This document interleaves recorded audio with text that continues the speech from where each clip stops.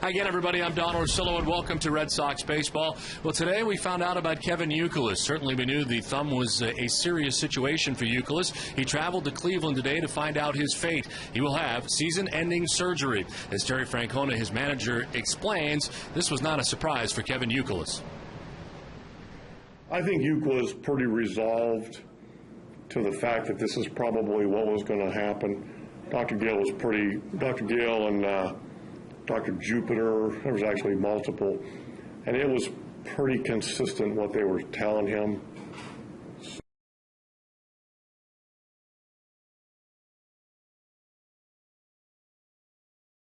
Jerry Remy, and I guess, Jerry, the good news is you do have Mike Lowell coming off the bench and available. Well, Mike returned the other night, caught with a bang with the home run in his first at bat, and Lowell's in the lineup again tonight. Now, the good news moving forward is that the teams the Red Sox are going to be playing on this upcoming road trip, Lowell's had very good numbers against. You see the career numbers against the Yankees, the .312 batting average with 12 home runs. Of course, then it's off to Toronto, where he's a .322 career hitter against the Blue Jays with 12 home runs, and the Rangers .275 with 8 home runs. So, you know, it's for a stretch for Mike Lowell. It's good for him to be playing against teams that he's had success against. The injury bug just continues to hit the Red Sox. It's unbelievable. Youkilis out for the season, but Mike Lowell, who was really dead in the water just a couple of days ago, back now and be playing a lot of first base. Well, the Red Sox hoping to grab the final game of their series against the Indians. We're back with more after this.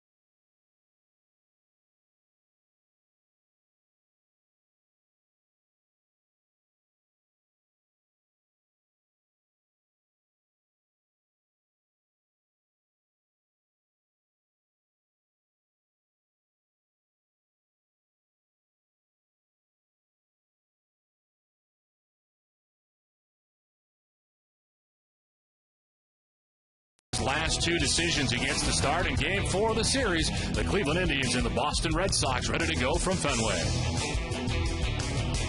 Hi again, everybody. I'm Donald Rosillo, and welcome back inside the broadcast booth. Well, the Red Sox have dropped 2 out of the first 3 games against these Indians. The Red Sox have not fared well against last-place teams. The American League East on the whole, they have, but the Red Sox have not been able to take advantage of some of the lesser lights in the league. We check out some of the numbers for the Red Sox. The Royals are the only one of the 4 teams the Red Sox have a winning record against. They're 4-3. The Rays have outscored the 4 opponents by 57 runs in their 28 games, and the Yankees are 13-4 at home versus the 4 and are 10-2 overall versus Baltimore this season. The question is, what is next? As we check out the road ahead, brought to you by Safeco Insurance. And for the Red Sox, the last game tonight against the Indians, they'll play 4 in New York, and then it's off to Toronto, then to Texas for 3. It's a 10-game trip with no off days until the Red Sox return home. The LA Angels will be waiting for the Red Sox when they get back to Fenway Park. With more, here's Heidi Watney. Well, Don, the Red Sox have won 8 of their last 13 games, but as you mentioned, they lost their Gold Glove first baseman, Kevin Youkilis. They're still without Dustin Pedroia, Mike Cameron, Jason Varitek, amongst others. The team, it's really been a trying year for the team, and I talked to GM Theo Epstein about what he thinks the state of the team is right now. The injuries almost don't matter because, the Yankees don't care that we're injured, the Rays don't care that we're injured. We have to, go to battle with the team that we have, and it's a really good one, and we can get hot with what we have right now, and and roll off a bunch of wins in a row, which is what we're going to need to get back into this race and close the gap a little bit. But if we can shave 2-3 games off the lead in coming weeks, then all of a sudden we're really dangerous. So that's what we're setting out to do. Well, the Red Sox are still in the race, just 6.5 games out of first place in the AL East right now. And I talked to Epstein. He said there are no immediate trades on the horizon. Of course, the non-waiver trade deadline is passed, but they can still make moves until the end of the month. He said nothing immediately on the horizon, but of course they're keeping their eyes on everything out there. Don? It's Josh Tomlin on the mound for the Indians. He's 1-0, about to make his 3rd start when we come back to Fenway Park.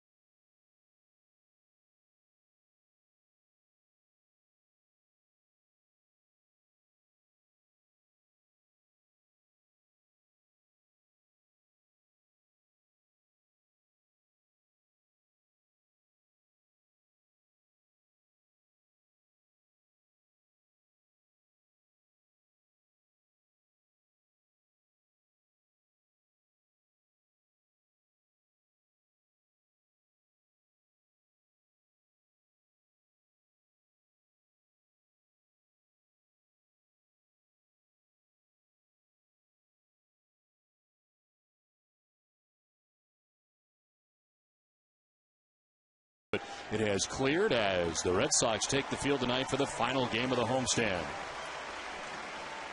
As they do, let's check out the Cleveland Indians starting 9. It is Trevor CROWE leading it off in center field, with Jason Donald at shortstop batting second. Shin-Soo Choo in right field bats third. Matt LAPORTA at first base in the cleanup spot. It is Jordan Brown in left field batting fifth, with Jason Nix, the DH. Luis Valbuena at second base bats seventh. Andy Marte is at third base batting eighth. And Lou Marson catches his third straight game. He is behind the dish and batting ninth for the Indians. On the mound for the Red Sox, Daisuke Matsuzaka makes his 16th start of the year. He is 7-3 with a 4.22 earned run average. Opponents hitting at .232 against Daisuke. Last two decisions have been no decisions for him. Saturday against the Tigers, he went 6 innings, giving up 8 hits and 4 runs. His last victory came at Oakland. That was back on July the 19th. The Red Sox defense is 7th in the American League. Tonight they'll have Adrian Beltre at third base, Marco Scudero the shortstop, Bill Hall at second, and Mike Lowell the first baseman. Left to right, Brian Kalish, Jacoby Ellsbury, and J.D. Drew. And doing the catching will be Victor Martinez. Umpiring crew tonight, Bill Welke has the play calling the balls and strikes. Mike DeMiro at first base. Tim Welke, the crew chief, is at second base. And Jim Reynolds is the umpire at third. Where available, this telecast can be heard in Spanish by selecting the SAP button on your television remote. Enjoy the game. Buenas noches, amigos.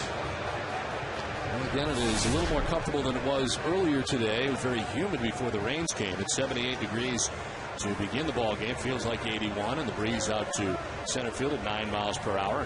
We're expecting more clouds to cover. Right now, a mix of clouds and blue skies above Fenway Park. And Daisuke Matsuzaka getting ready for his 16th start. And Jerry, as always, really just never know what to expect from Daisuke.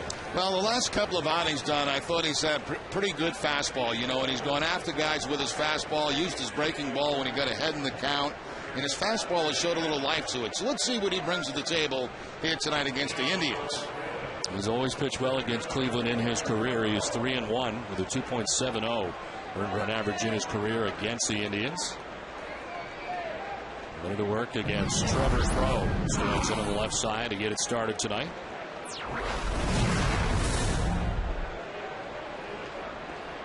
Indians able to take 2 of the first 3 games of his 4-game series.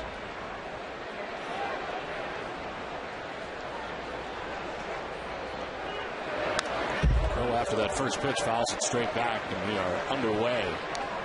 Trevor CROWE starting this year at AAA Columbus. They hit .244 in the first 29 games. Led up to the Tribe on May the 15th. And hitting at .274 over the last 17 games. Playing every day in center field for the Indians.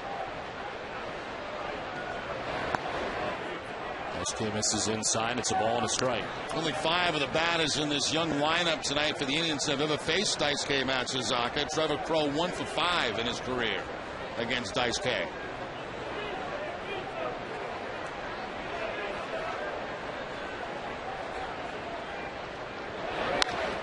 On the ground is second, and nicely picked on the backhand by Hall, who plants and throws. Dug out by Lowell.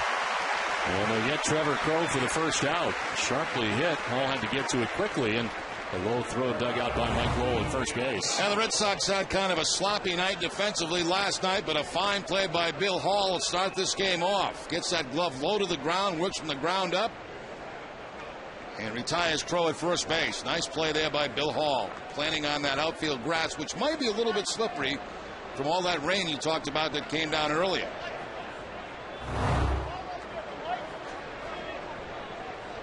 We got a problem right here in our booth. The lights are on. Shut the lights off.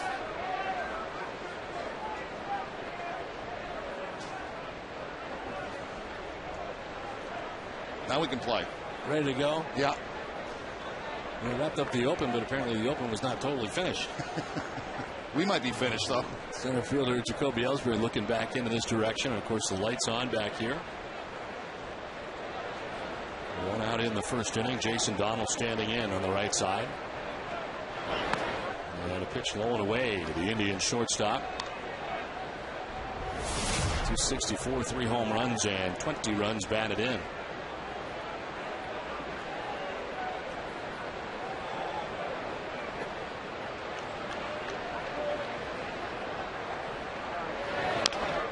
Slowly chopped foul outside of third. And a ball and a strike to Jason Donald. Cleveland Indians coming in tied for last with the Kansas City Royals in the American League Central. The teams are 15.5 games back of the Chicago White Sox to start the night. Indians are 46 and 62 and will head home after the ball game tonight to begin a long homestand tomorrow. Well, the Red Sox, of course, tonight headed to New York after this finale of the 4-game series against the Indians.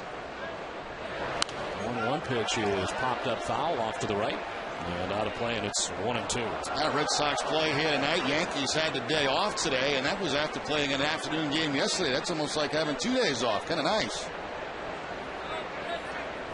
And Tampa Bay playing this afternoon and losing to the Minnesota Twins. So the Red Sox start tonight 6.5 games behind the Yankees.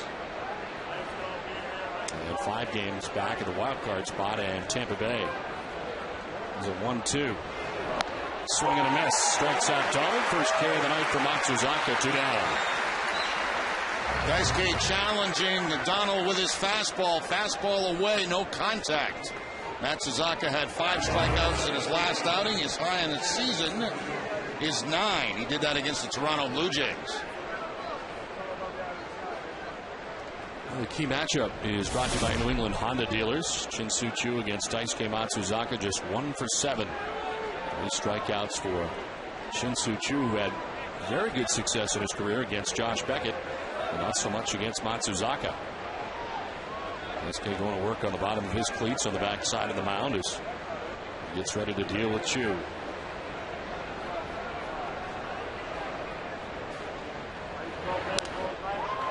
Sails one foul off to the left for strike 1. 91 games on the year for Choo, hitting at .292. With 13 homers and 49 runs batted in.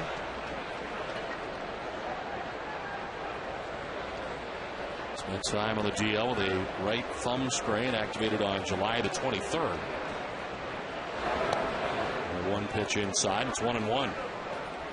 Manager Manny Actor coaching third base. Smith, the third base coach, got a suspension from that little brouhaha the other night here at Fenway Park. So the manager takes over as the third base coach.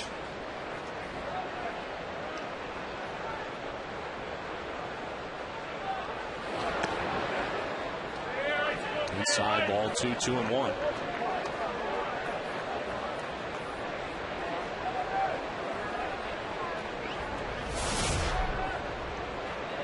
The numbers for Choo, really the one guy you really worry about in this Indians lineup. Very good hitter. Shelley Duncan's had quite a series, but he is not in the starting lineup tonight for the Indians. He's been batting 4th in the series. The 2-1 pitch sails up and away. And it's 3-1 to Choo. Here's Shelley Duncan, who has tonight off. Had a great start to the series, a 4-hit night in the first game of the series, but overall 5 for 13, 3 RBIs, and on the bench tonight for Manny Act, at least to start the game. Choo hits a high drive to deep center field, sending Jacoby Ellsbury back. Looking up, and it is gone into the bleachers, deepest part of the ballpark and out of the yard above the 420 marker. Shin-Soo Choo, who did not have good numbers against Daisuke Matsuzaka, gets his 14th home run of the year. And the Indians jump out to the 1-0 lead. Yeah, only 1 for 7 prior to this at bat against Daisuke. Fastball right down the middle of the plate, and Choo puts it right on this one up into the bleachers in center field. Hitting streak now at 4 games for Choo after that home run. And the 19th run surrendered by Daisuke Matsuzaka in the first inning. This is his 16th start, and the first inning has produced 19 runs. 2 quick outs. 19 of the 45 overall runs given up by Daisuke coming in the first. As Matt LaPorta bats, 252, 5 homers, 23 runs batted in. And the breaking ball drops in there for a strike, 1-1.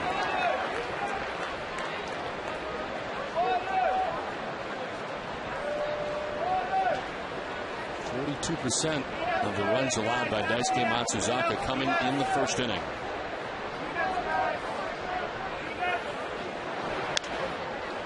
Swatted foul to the right, 1-2. That is the 7th home run surrendered by Daisuke on the season. And 90 and a third innings of work.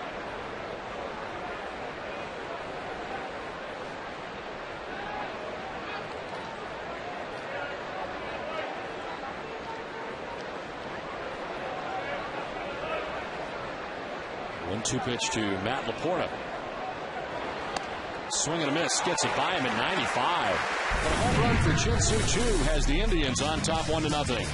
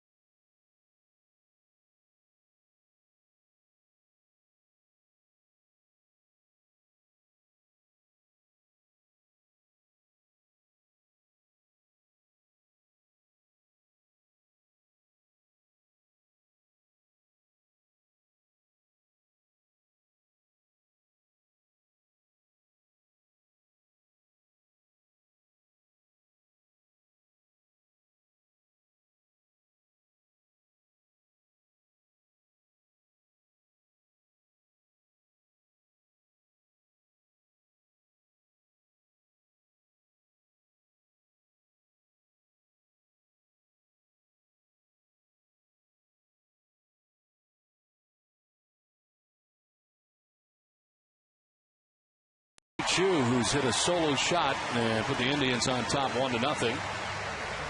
Already a lead for Josh Tomlin as he takes the hill tonight for the Indians. His third start, 1-0 with a 1.46 ERA and 63 opponent batting average. A 19th round selection by the Indians in 2006 at Texas Tech University.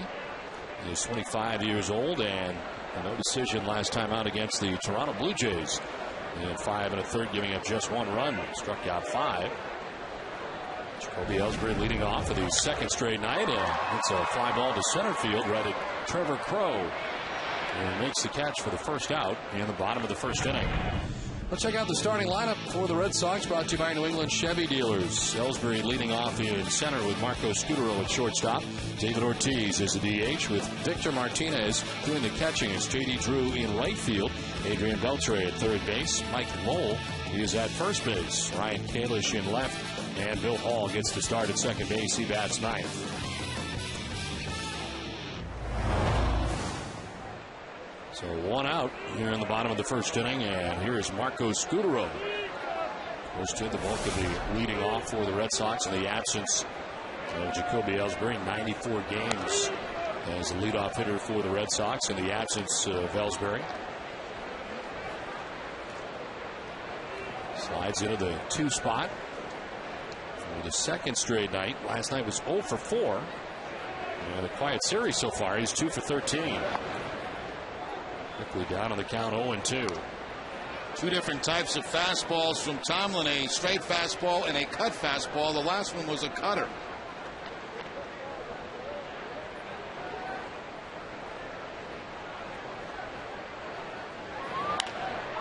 To right field, sending Choo back. He swung around but makes the catch. He set it up over the wrong shoulder initially. 2 down. The defense tonight for the Indians, they're 11th in the American League. Andy Marte will be at third base. Jason Donnell, the shortstop. Luis Valbuena at second. And Matt LaPorta, the first baseman. Left to right, Jordan Brown, TREVOR CROWE, and Chin-Soo Choo. And Lou Marson doing the catching for Tomlin. 2 down here on the bottom of the first inning for David Ortiz. Slides into the 3 spot. David at 261 to start the night. 23 home runs, 72 runs batted in. As he takes strike 1. David 4 for 11 in the series against the Indians. And riding the 13-game hitting streak heading into tonight's action. Very good numbers along the way, including 5 home runs during the 13-gamer. He's quickly down 0-2. Red Sox getting their first look here at Josh Tomlin as Victor Martinez waits on deck. Ortiz thought about it. They check. He did not go, according to Jim Reynolds. One more look for the side. And looks like David Ortiz did control the head of the bat, did not go.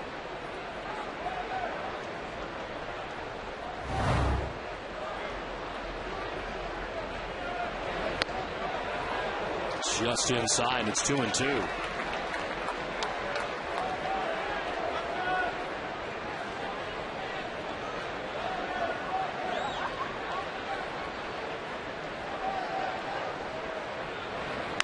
Ortiz to center field. Trevor CROWE in to make the running catch. It's a 1-2-3 first inning and a 1-0 Indians lead.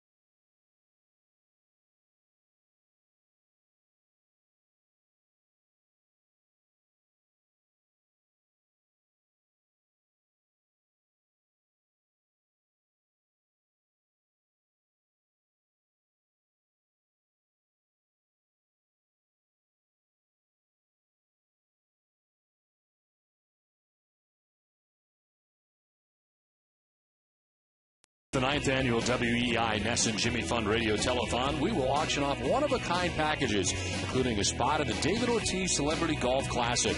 The auction is this Wednesday, August the 11th, so visit nesson.com/JimmyFund for further details. Well, it's on to the second inning. Shin-Soo Choo, the difference in the game, a solo shot. The Indians' right fielder. Taisuke Matsuzaka blast to right center field, back by the 420 marker and beyond it into the bleachers. And as Jordan Brown gets it started, takes strike 1. Brown an 083 start, 1 for 12. Majors this season with the Indians. No homers, no runs batted in.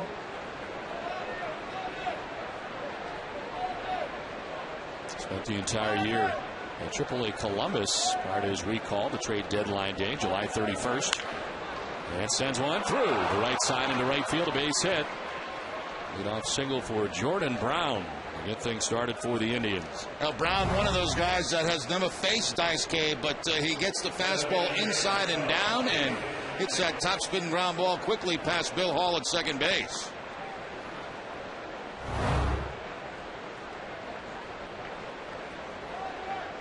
So lead runner on for the Indians here in the second inning as Jason Nix. And his .216 batting average, 8 home runs, 19 runs batted in. He was claimed off waivers on June 24th after he was designated for assignment by the Chicago White Sox.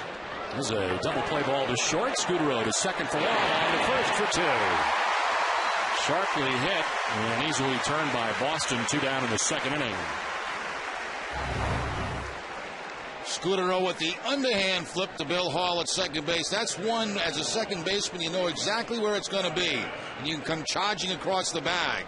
Gets out of the way of the base runner and over to Mike Lowell for the double play.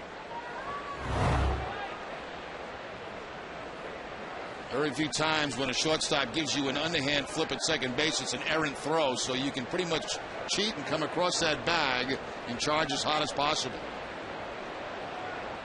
2 down here in the second. Luis Valbuena takes strike 1. Back-to-back starts for Valbuena at second base. Just a 160 average. 2 homers, 14 runs batted in. He started the year in the majors before being optioned to Columbus on June 24th. It's Hardy on that cut. And got a piece of it foul tipping it at 94 from Daisuke. Valbuena was recalled to the Major League roster on July 28th. And is 1 for 11 in the 4 games since coming back to rejoin the Indians. Breaking ball fouled off into the Indians dugout. Much better against lefties than he is right-handers. 139 against righties. And in there tonight against Matsuzaka.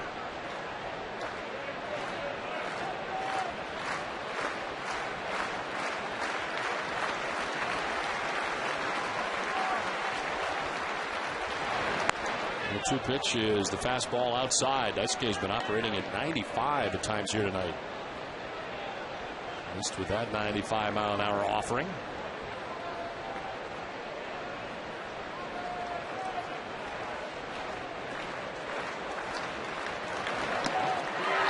It's that one by him. Third strikeout for Daisuke. It's an 8-pitch second inning, but a 1-0 Indians lead.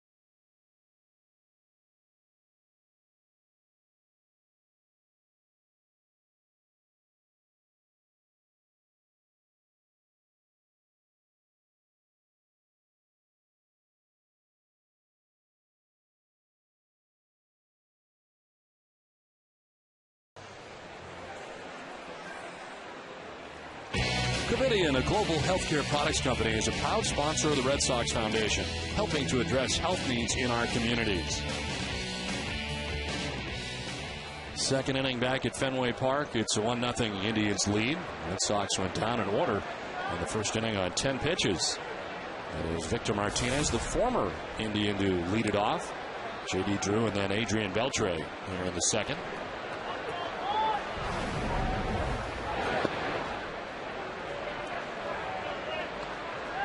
Martinez at .285 to start the night. 9 home runs and 39 runs batted in. Hooks this down the right field line towards the pole, but foul. Not ahead of it, and curls it into the seats.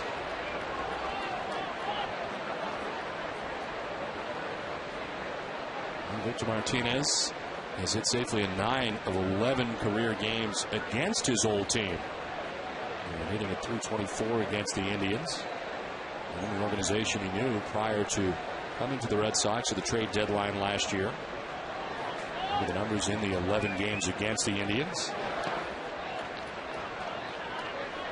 The guy he was traded for seems to have the Red Sox number. Justin Masterson, while struggling against virtually everybody else in the major leagues, not struggling against the Red Sox. And yesterday, while it was not as good as his complete game 2-hit shutout at Progressive Field, still he gets the win last night. Just 1 run in 5 innings.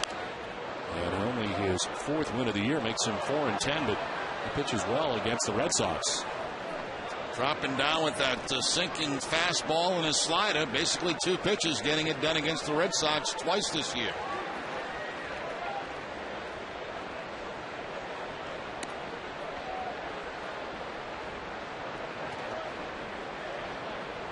Two pitch to Martinez. There's a fly ball to center field. Trevor CROWE has been busy. And he backpedals to make the grab for the first out of the inning. For the first time tonight, let's check in with Heidi Watney. Well, Don, Josh Tomlin is making just his 3rd major league start tonight. He was called up and got the win in his debut at the end of July against the Yankees. And I talked to his pitching coach, Tim Belcher, about how he's been able to be so unfazed at such a young age. He's had a significant amount of time in the minor leagues to develop those calluses, those scars, if you will, those emotional, mental scars that you develop during the minor leagues. You know, getting it handed to you one day and doing well the next, and then getting on a bus and doing it all again. He's a tough kid. Tomlin's 2nd career start came on just 3 days rest when he made an emergency start after Jake Westbrook was traded to the Cardinals earlier that day. He got a no decision in 5 1/3 innings, giving up just 1 run on 4 hits against the Blue Jays in that outing. Don? All right, Heidi, thank you very much. Last year, spent the entire year at AA Akron as J.D. Drew grounds out on a couple of hops softly to Valbuena. And there's 2 down here in the 2nd inning. There's a guy that was in AA all of last year. And does not appear to be phased at all by pitching for the first time here at Fenway Park, at least to start. Well, you make your first start against the Yankees. I guess that's about as tough as it gets. He pitched for Akron last year at AA, and this season making his major league debut. Mentioned earlier, he was out of Texas Tech University and only 25 years old. It's strike 1 to Adrian Beltre.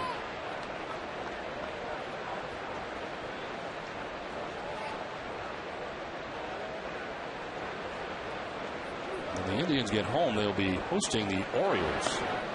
So there is a chance that his next start will be against yet another American League East team. So his first 4 starts coming against the AL East. Got that covered. A 1-1 to Beltre.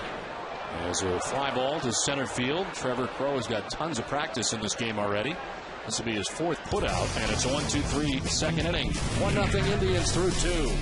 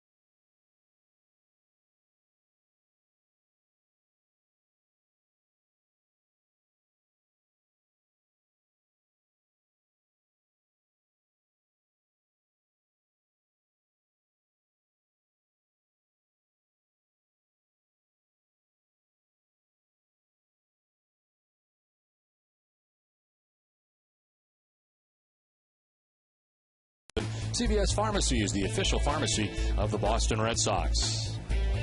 No doubt New Hampshire loves the Red Sox, as the New Hampshire natives here tonight at Fenway Park for Game 4 of this series between the Red Sox and the Indians. Andy Marte leading it off and taking ball one inside. Daisuke giving up a solo home run to Shin-Soo Choo in the first inning, and a leadoff single to Jordan Brown in the second. And 2 hits he's allowed through the first 2 innings. He has 3 strikeouts. Andy Marte, who's part of the Coco Crisp deal some years ago, going from the Red Sox to the Indians. Swinging a foul tip into the catcher's mid, 1-2. Once again, good life on that fastball from Daisuke, 94 up and out of the strike zone. And Marte chases it.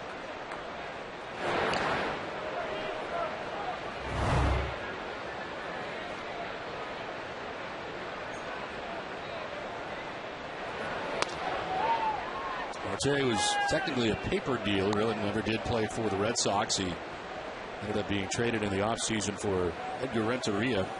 Marte coming up in the Braves organization, and then Renteria went there, and then before he could play for the Red Sox, traded away for Coco Crisp in that same offseason. The breaking ball is away, and it's a full count.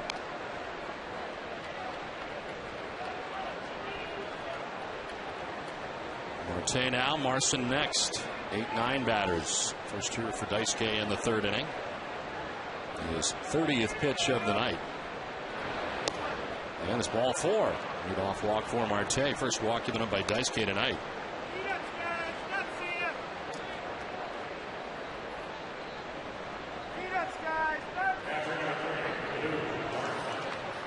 There's Lou Marson, the catcher, hitting under 200. 196, 2 home runs, and 13 runs batted in. There's the knee strain here the other night for Carlos Santana, and the scary injury at the plate. And Marson gets called up from AAA Columbus after the injury.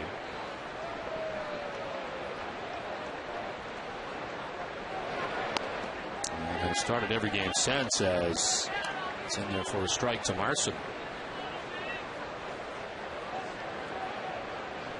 Marson was acquired from the Philadelphia Phillies as part of the trade that sent Cliff Lee to Philadelphia back on July 29th of last year.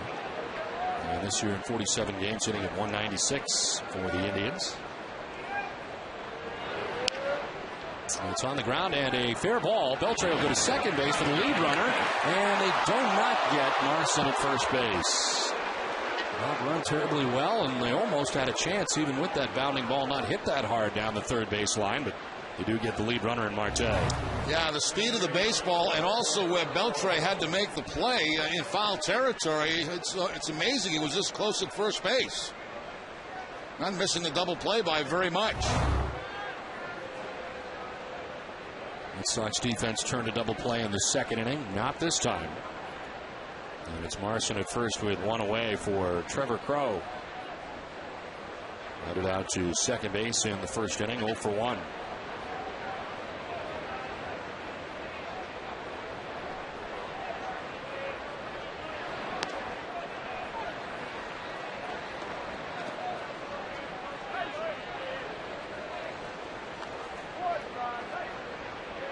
Second start against Cleveland this season for Daisuke. 8 shutout innings to pick up the win in his last start at Cleveland back on June 7th. He was at Progressive Field in Cleveland. Allowed 4 hits, 2 walks, had 5 Ks. This one fouled off to the left, and it's 0-2.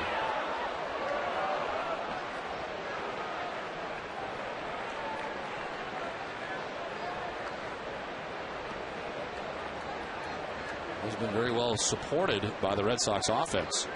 He's received in his career 339 runs as support in 521 1/3 career innings. An average of 5.85 runs as support per 9 innings. The second highest among American League pitchers during that time span since 2007. He's had the 18-win season, was 18-3 in his second year. And in his first 2 years in the majors, combining to win 33 games. Of course, last year, the injury-marred year. And this season coming into tonight's outing with a 7-3 record.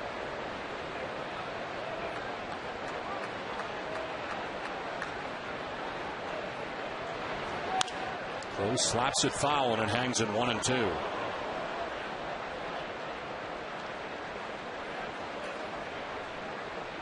Jason Donald waiting on deck.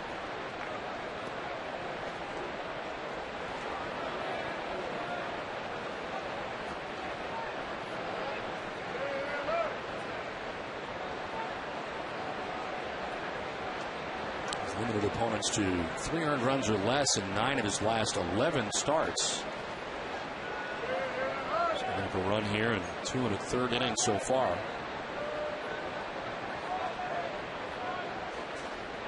Runner goes. The pitch is a ball, and from his knees, the throw is not in time.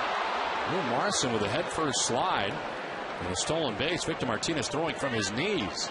It's almost like it surprised everybody in the ballpark. Martinez has to throw from his knees. MARSON picks up his 5th steal of the season. He hasn't been caught yet.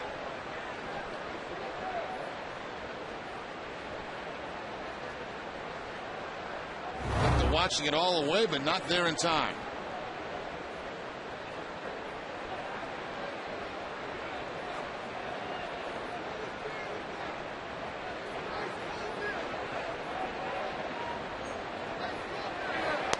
Taking ball away, full count now to Trevor CROWE. We're at second base and 1 out.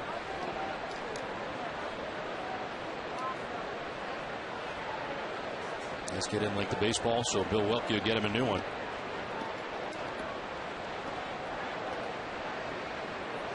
Pitch count always a very big issue for Daisuke Matsuzaka. It's up to 38 so far through 2 1/3 innings.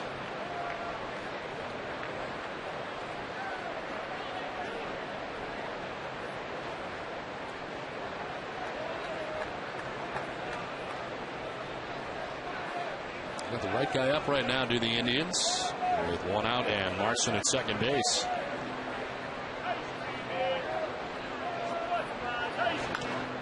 Jam, but flips it out towards short left. Kalish coming in to make the running catch.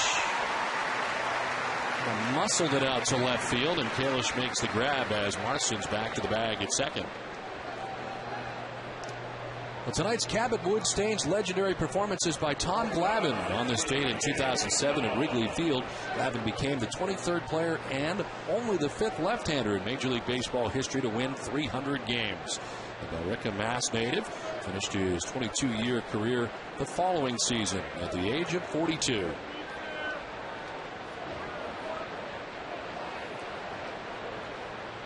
Two down here in the 3rd inning. Lou MARSON at second base after he stole second base. And here's Jason Donald, who struck out in the 1st inning.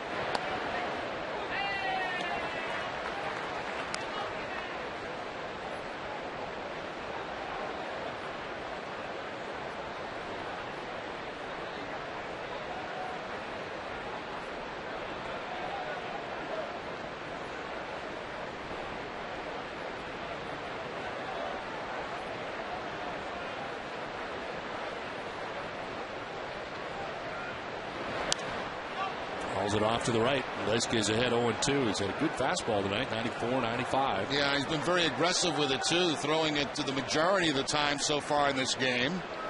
A few sliders mixed in, but basically going with that fastball to this point.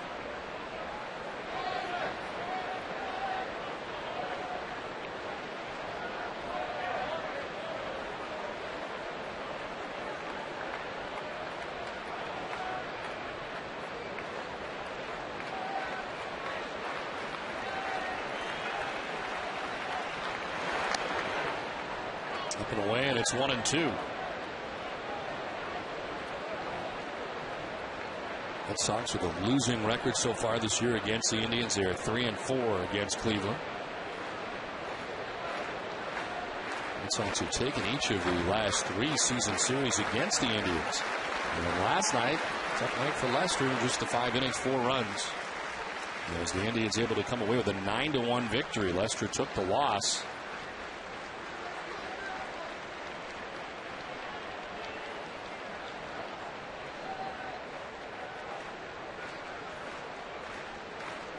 Matsuzaka ready with the 1-2 pitch.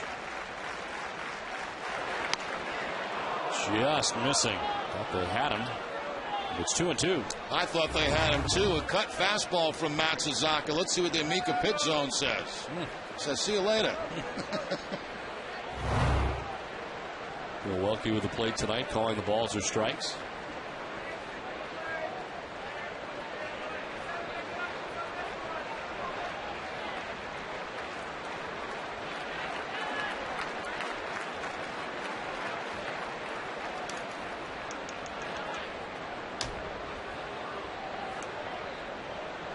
This game working very deliberately, especially with the runner on here and Lou Marson at second base. Back and forth with Victor Martinez on what to throw. After reeling off several signs, and now they're on the same page. Down to the slider, and it's good for strike 3. Donald took it, and it's the 4th strikeout for Matsuzaka. 1-0 Indians.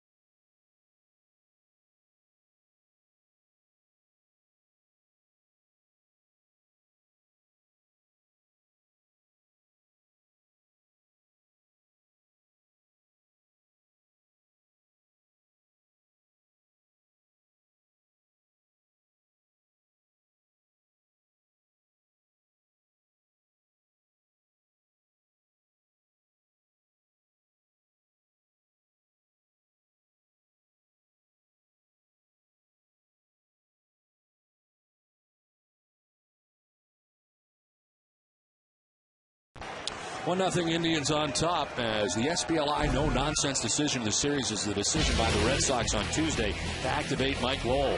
Not in the original lineup, Lowell was inserted in the lineup when Kevin Youkilis was placed in the DL. After the lengthy ovation, Lowell responded by hitting the first pitch he saw out of the park, giving the Red Sox a lead for good in their 3-1 win. Protecting your family's future with affordable, dependable life insurance from SBLI is the smartest and easiest decision you'll ever make. SBLI, the no-nonsense life insurance company. One of the more special moments we have seen at Fenway Park in 2010, no doubt. Nick back in the lineup again tonight. This one is fouled off to our right and out of play. Terry Francona saying before the ball game tonight that Mike will likely play in 3 of the next 4 games. Into a more regular routine and at first base for the Red Sox as waits on a 1-1.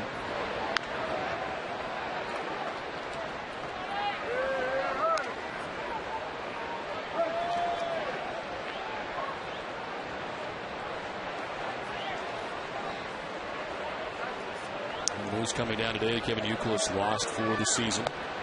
And Terry Francona, as we showed you off the top, really not overly surprised by that. It seemed that after the injury took place, that was apparently going to be the way it was going to go down, and the surgery is going to be required.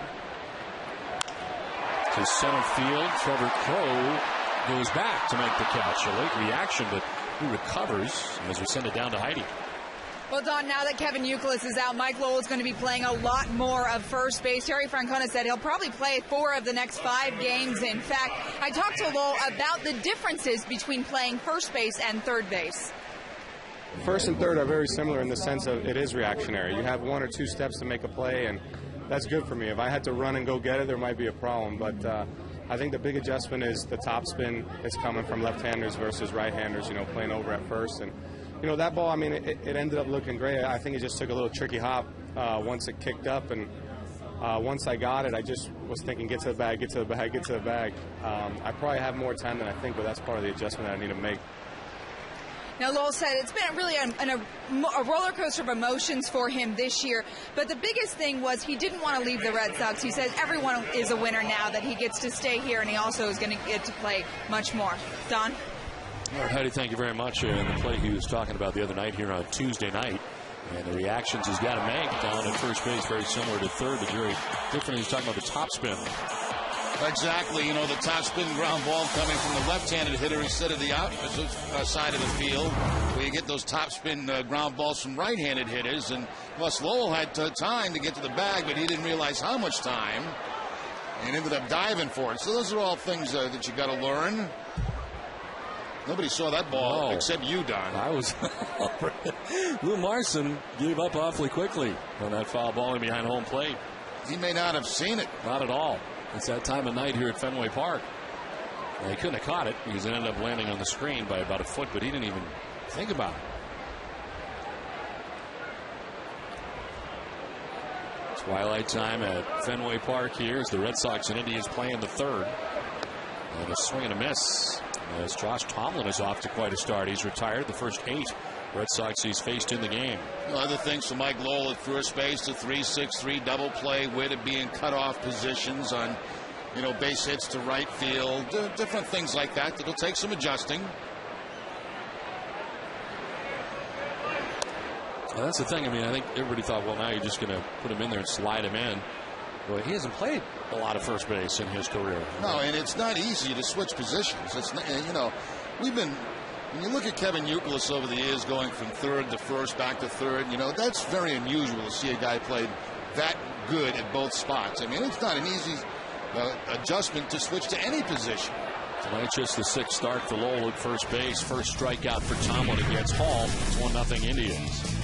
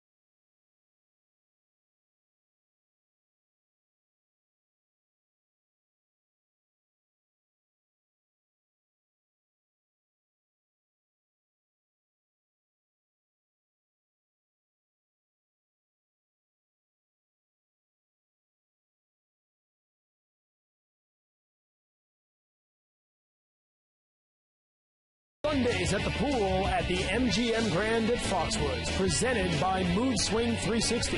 The hottest DJs spin tunes from noon to sundown every Sunday. Top of the 4th inning back at Fenway Park. It's 1-0 Indians on top. And leading it off is Shin-Soo Choo. He is the difference in the game. A solo home run to right center field above the 420 marker and the triangle into the bleachers. Daisuke Matsuzaka. After the first pitch this time lifted to left field, Ryan Kalish makes the catch for the first out in the 4th inning. Red Sox fans, make your way to Fenway Park this August and September with the Red Sox double play packs. Pair a great weekend game with a weeknight game at Fenway. Visit redsox.com/double-play to get your packs today. And Matsuzaka's got one out here in the 4th inning. Matt LaPorta, the first baseman who struck out swinging in the 1st inning, gets his second look at Daisuke.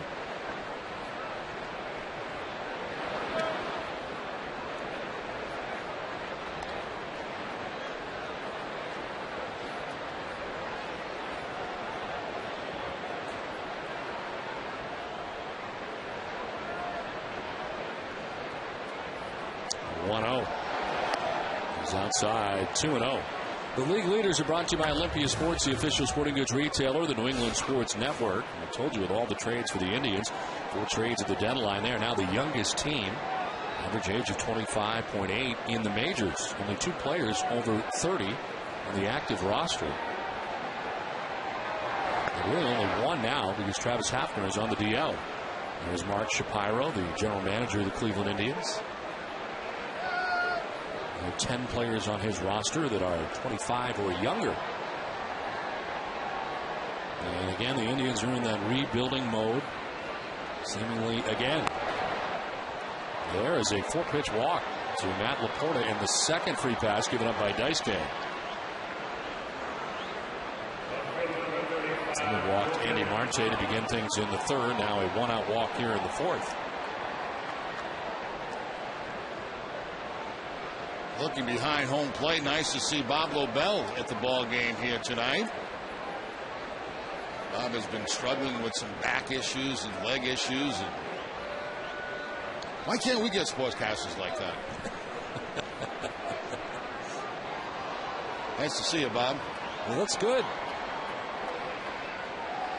50th pitch for Daisuke of the night, and it's in there for strike 1. Jordan Brown a single in the 2nd inning. One of only 2 hits so far given up by Matsuzaka.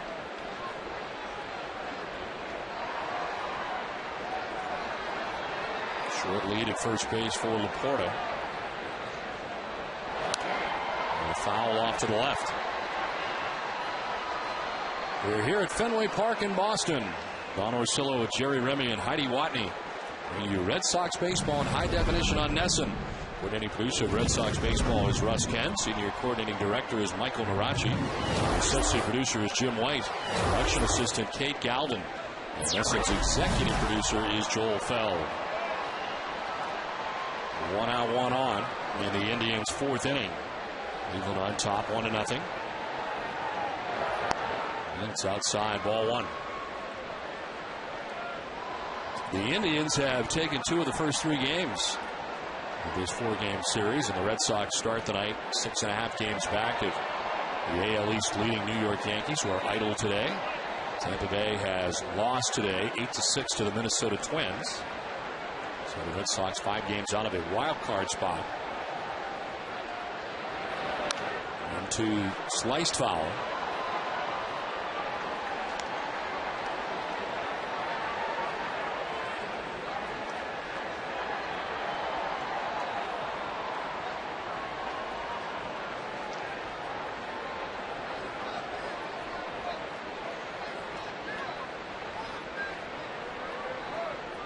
A big road trip coming up for the Red Sox. It starts with a 4-game series against the New York Yankees. And Toronto and Texas, all part of this next 10-game trip. 1-2 goes right side. Hall will go to first. All his momentum heading in that direction. He really wanted to go to second. He did, didn't he? Badly. But in the end, ends up getting the sure out at first. They made the right play. You're right, Don. He badly wanted to go to get that lead runner at second base, but he couldn't get his body in position to do so. He played it into kind of a tricky hop and then just decided to get the out at first base. A wise choice by Bill Hall. He's looking toward right field. So 2 down here in the 4th inning as LAPORTA takes second base in scoring position. And Jason Nix had the misfortune of grounding into the 6-4-3 double play in the 2nd inning.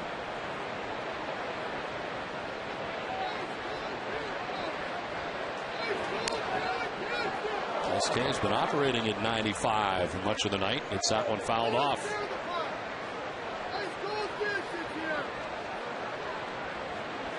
When we first heard that Daisuke Matsuzaka was signing with the Red Sox, of course, the huge posting fee started all of the talk about Daisuke coming and then the signing of Matsuzaka. The thing you heard about was the fastball, beyond the gyro ball, which didn't exist. Right. But the fastball was in the mid to upper 90s at times. And we haven't seen that for the most part. There have been 95, 96 from Daisuke, but not all the time. That was years ago, you know, and I remember seeing clips after they signed him from him pitching in Japan, and I'm looking at 97, 98, and I'm going, wow. Daisuke generally operates around 93, and if he's feeling good, 94, sometimes a 95.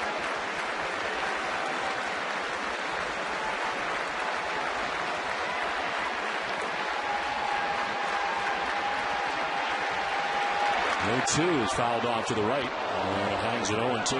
95 with that last fastball.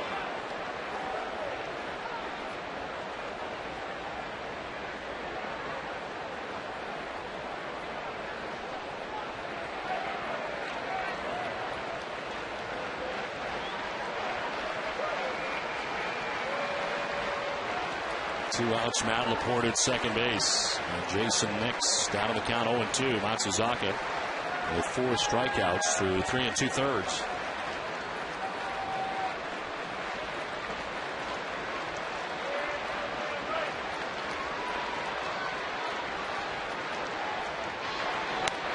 Gets it by him in 94. 5th strikeout for Matsuzaka. 3.5 done, 1-0 Indians.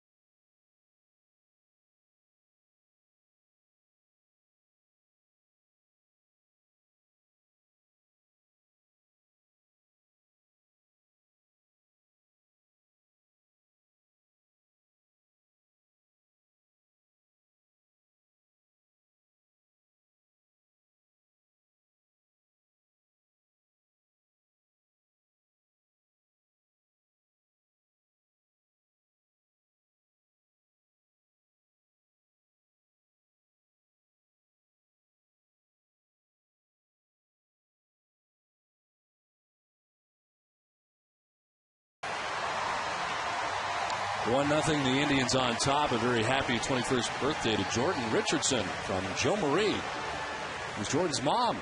Yeah, a.k.a. Mom. Bottom of the 4th inning, the top of the Red Sox order, Jacoby Ellsbury to lead it off. And as he takes strike 1 from Josh Tomlin, who has not been afraid. First time through this Boston Red Sox lineup, he's retired. Everybody he's faced in his first 2 starts, he was hitting at 163 against him. As he hits strike 2 in there, and it's 0-2. Breaking ball that time from Tomlin. 6 out of 9 first pitch strikes to Red Sox batters first time through. And the ground ball fouled outside of first. Broken bat for Jacoby Ellsbury, who gets a new one.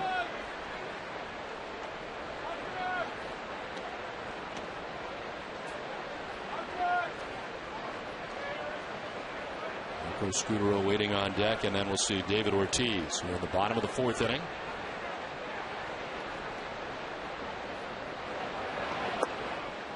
This turned out to be a very nice night here at Fenway Park after all kinds of rain this afternoon. And I had the feeling it was going to rain at some point, as humid as it was in Boston today. And it did, and it has cleared out. I happened to run into David Meller on the way into the ballpark. He was in the elevator as I was coming upstairs, and I said, "We in for a bad night?" And he said, "Nope." He said, "It's going to come between 3 and 6, and we'll be started on time." Well, he was right. Right on. And boy, did it come for a while. Woo.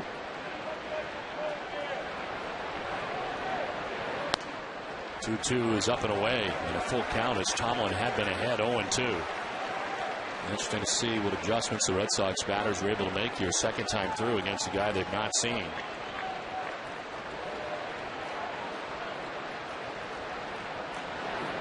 Ellsbury chops one out towards second base. Valbuena's got it, and Ellsbury's retired for the first out of the 4th inning. We know you want to know more about your favorite teams than what you see on the field. Tomorrow night at 11, don't miss the premiere of Nesson Daily, presented by Sun Life Financial, a show for demanding sports fans. It all gets underway tomorrow night.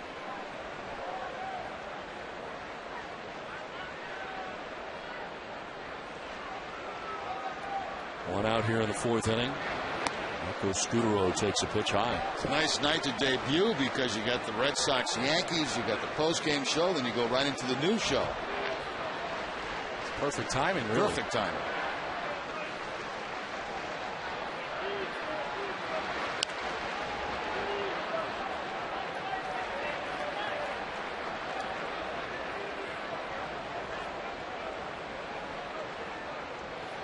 Scudero lined out to the right fielder Shin-Soo Choo in the first inning. He's 0 for 1.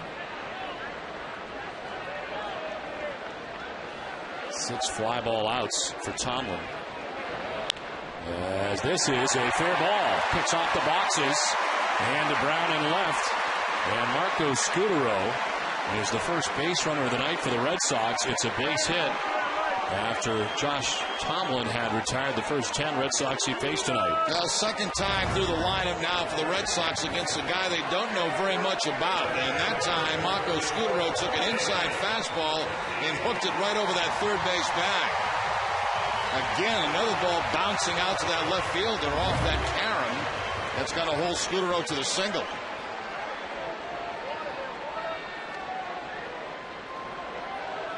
So one out, base runner at first, and David Ortiz, the batter. Flied out to center field in the first inning.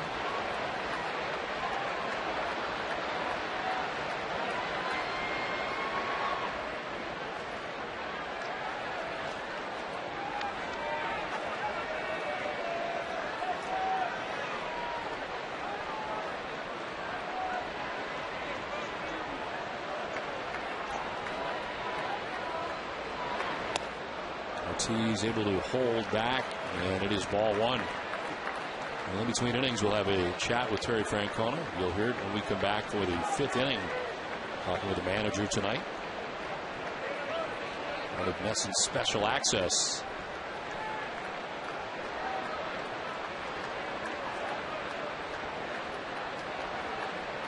A 1-0. He's in the air to left field, and Jordan Brown is out there waiting. Makes the catch for the second out of the 4th inning.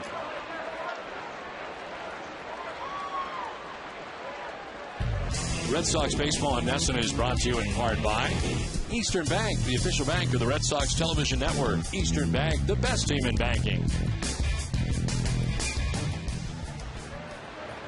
2 down here in the 4th inning, and Marco Scudero at first base with Victor Martinez coming up. And the Red Sox trailing by a run tonight.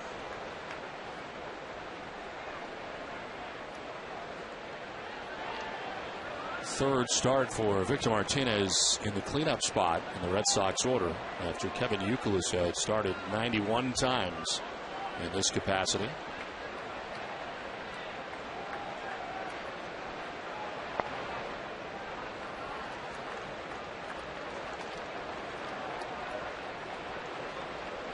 David Ortiz with the second most starts in the cleanup spot of the Red Sox order. He started there 11 times. Tonight it's Ortiz third, Martinez fourth.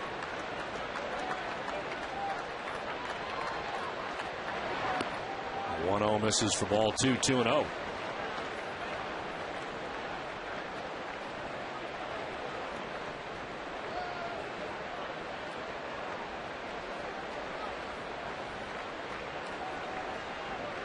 Seven fly ball outs for Tomlin so far, one strikeout.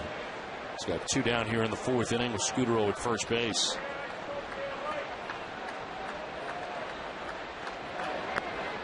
And there's ball three, 3-0. Tomlin kind of a look back at the mound in the landing area. That last delivery, 3-0.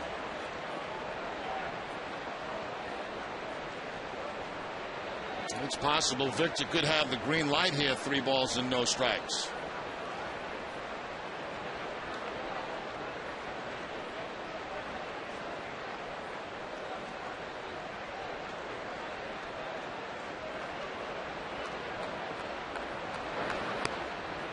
Takes ball 4 and heads down to first base.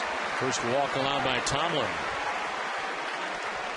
Visit the official online shop of the Boston Red Sox at redsox.com. Get your gear from the official source, the redsox.com shop, except no substitutes. Well, the first time in the game the Red Sox have had a base runner, and now they have two. 2 outs here in the fourth inning, and J.D. Drew the batter. The catcher Lou Marson reeling off the signs for the infielders. The double steal possibilities here, 2 down in the inning.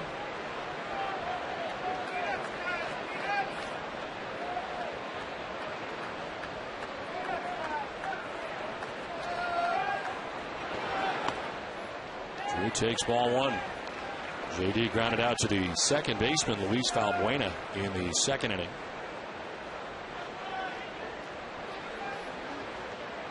And he's had a very quiet series against the Cleveland Indians. He is now 1 for 10 in the series.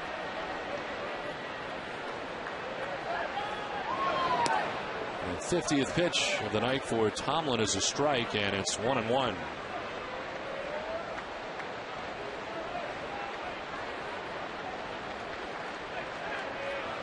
Marco Scudero at second base. Victor Martinez at first base. 2 down in the fourth inning.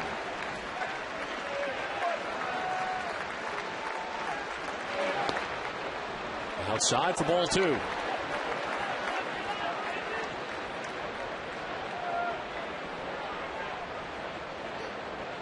Welcher, the pitching coach for the Cleveland Indians.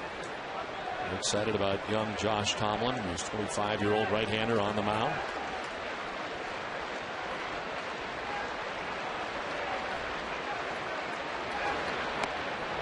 He takes that inside, and it's 3-1.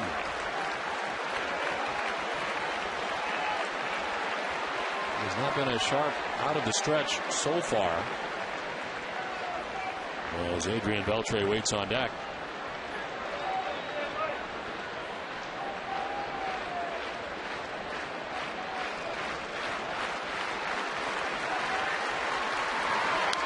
Drew fouls it off, full count. Runners will be able to get a start now. 2 down in the inning.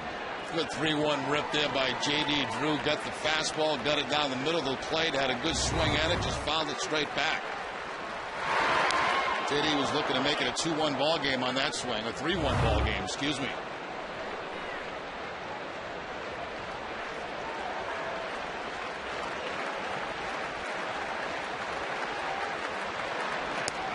Takes ball 4. Back-to-back walks it on by Tomlin, and the Red Sox have him loaded. Belcher will make his way out. He has trouble for the first time for Josh Tomlin as the Red Sox have the bases loaded with 2 outs in the inning.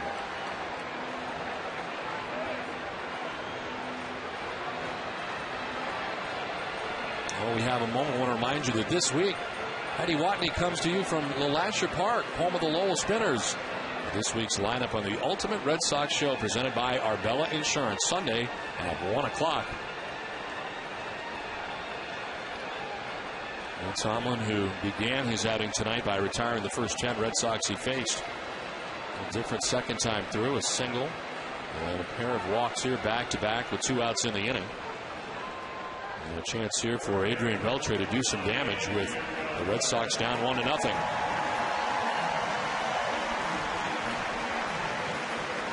Major League leading 23rd plate appearance with the bases loaded this season for Adrian Beltre. He's had 2 hits in the 22 previous at-bats, as this one bounces in for ball 1. So there's a walk and a sacrifice fly. And 2 for 22 in this situation on the season.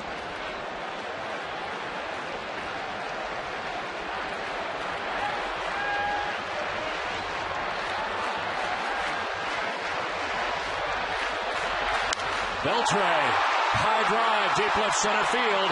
Ground back at the wall. It's gone. Grand slam. Adrian Beltre goes yard and puts the Red Sox on top 4-1.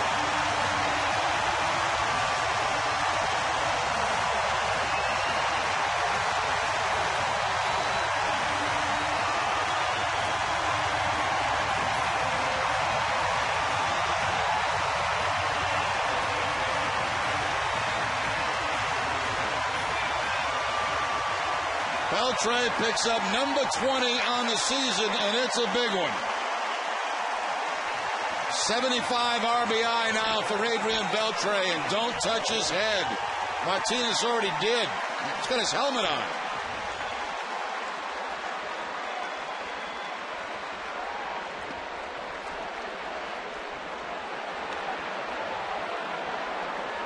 Seventh season of 20 or more home runs for Adrian Beltre.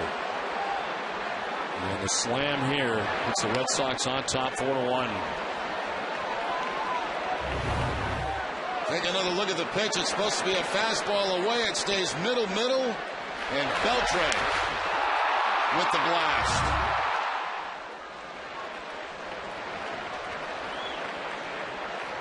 During the 2010 Red Sox season, Hess and Hess Express will donate $500 to the Red Sox Foundation for every home run hit by the Red Sox.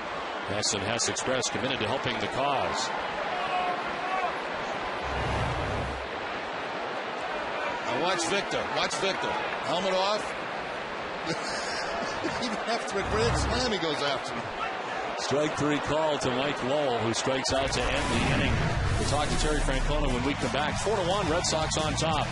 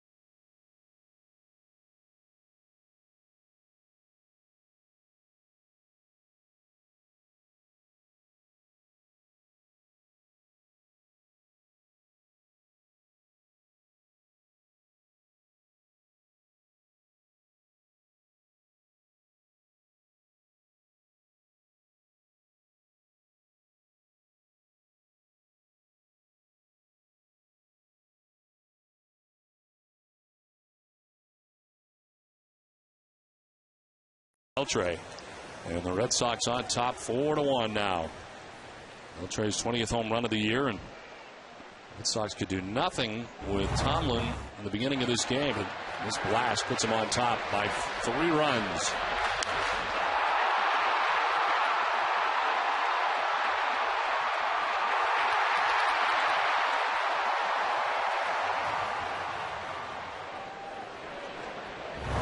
Yeah, Luis Valbuena to lead it off here in the 5th. And he takes strike 1. Valbuena struck out swinging in the 2nd inning.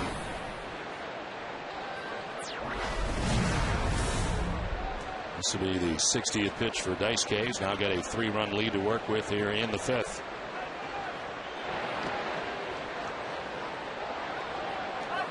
He has surrendered 2 hits for the first 4 innings. A home run by Chu in the 1st. And a single by Brown in the 2nd. Daisuke has walked 2. Valbuena struck out in his only at bat.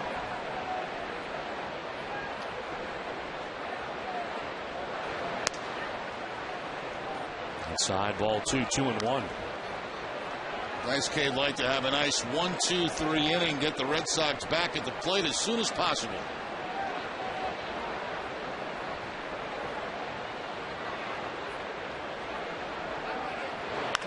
Line by Mike Lowell at first base down the right field line. J.D. Drew will cut it off as Valbuena heads to second base with a double to start the 5th inning. We had the chance to talk to the Red Sox manager Terry Francona in between innings, and we started with Adrian Beltre, of course, the grand slam, but he's been the one constant all year for the Red Sox throughout all the injuries. I'm going to tell you something. For about 3-4 weeks into the season, he's been hot for a long time. We needed that. We were pretty quiet there for a while. That's a big hit. Matsuzaka looks like he's attacking the zone pretty good tonight. He looks like he's using his fastball and pounding that zone pretty good. Yeah, the one pitch, to Chu that he hit a long way that we'll see on the way to New York. But yeah, he's the ball again coming out of his. I can't. You know what? He's good. We got a bunch of maniacs here. Guys throwing stuff at you, making it tough. Hey, lastly, you didn't appear to be surprised today that Kevin Youkilis is done for the year and the surgery's coming. Seems like you expected that a little bit. Yeah, I think we had kind of been forewarned that was a good possibility. Unfortunately, it's the right thing to do. We'd have put Uke in danger. That's not a good thing. We got, you know what? Fortunately for us, we got a guy like Mikey Lowell. We're really lucky. All right, Tito. Thanks so much. Okay, guys. So Terry Francona joining us in between innings and having sunflower seeds flipped at him by his second baseman, Dustin Pedroia, in the dugout, making it very tough to do an interview when guys are flipping stuff at you while you're trying to keep your train of thought. But he did a nice job at that. Yeah, it'll get better, too. When Dustin gets back on the field, at least you won't have somebody throwing stuff at him. Clear him out. Well, what are you doing? I almost just knocked Wally out of the booth. You almost just lost your job. I've wanted to do that for so many years. He's trying to have a thought and tapes hitting him. But he kept his train of thought. He never really lost it. Well, that was almost a major thing here in the booth. I think he did lose it. I think he did lose it for a second. Yeah. Just a second? Yeah, he did.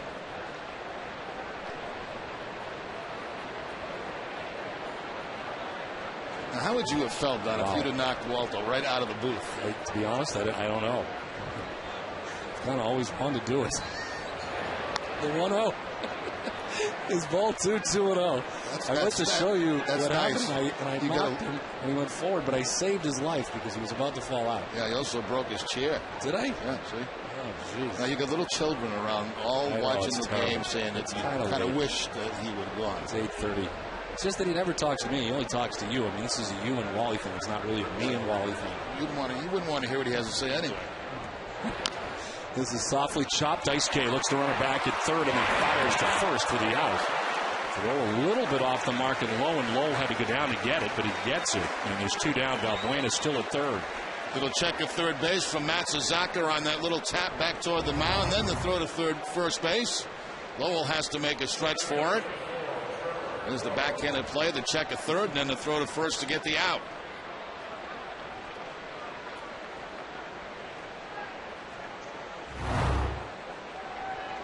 Two down in the 5th inning. Valbuena at third base. And Trevor CROWE coming up. And he has left a base runner in scoring position in the 4th inning. Matt LaPorta is left at second. CROWE's 0 for 2 tonight against Daisuke. Lines it to left. Kalish coming in to make the grab. It was hooking away, and he reaches up and grabs it. They leave Valbuena at third. It's a 9-pitch inning and a 4-1 Red Sox lead.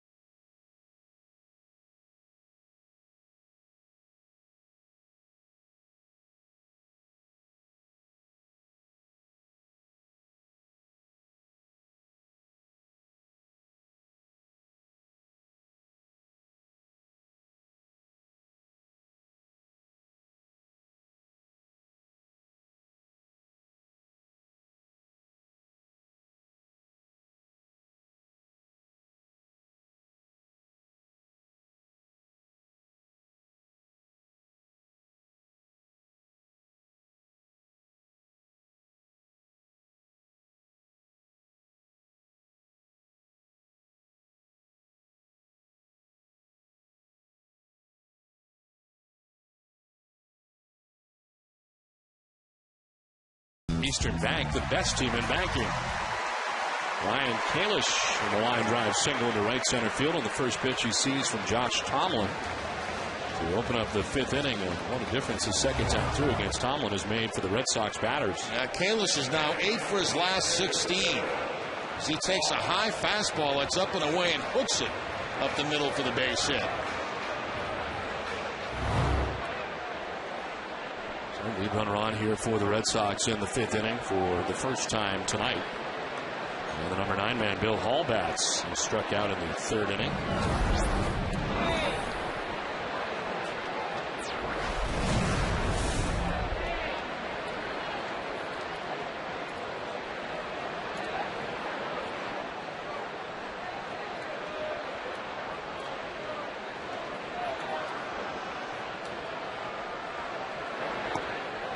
For strike one. Bill Hall sharing time with Jed Lowry now at second base. He's 3 for 10 in the series against the Indians. That's hits in 8 of his last 11 games.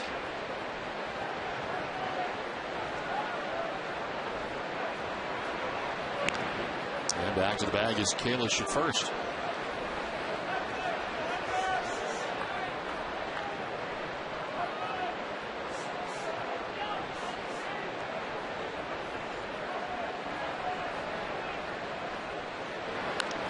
Fouls it off, and it's 0-2.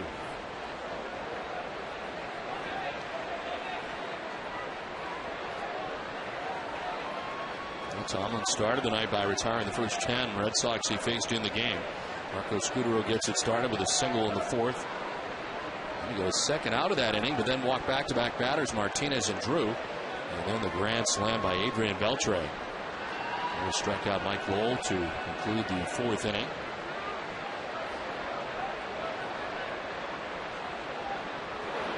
Hall strikes out. And there's the third strikeout for Tomlin in the first out of the fifth inning. And second time he's got Bill Hall. He got him with a fastball back in the third inning. This time he gets him with a slider.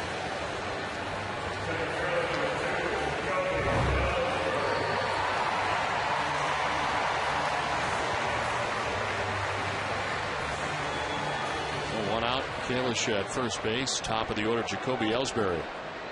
Flied out to center field in the first inning, grounded out to second base in the fourth.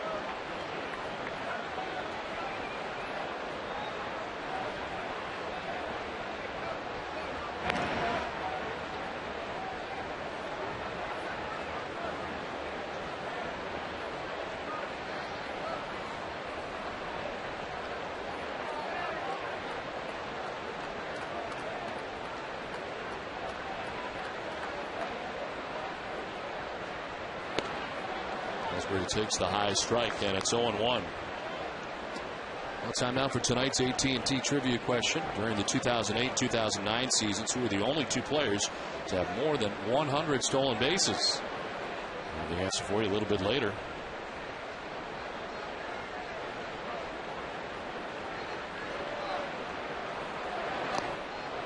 Ellsbury down on the count, 0-2. He was 0 for 5 in his return last night, and so far 0 for 2 in tonight's game.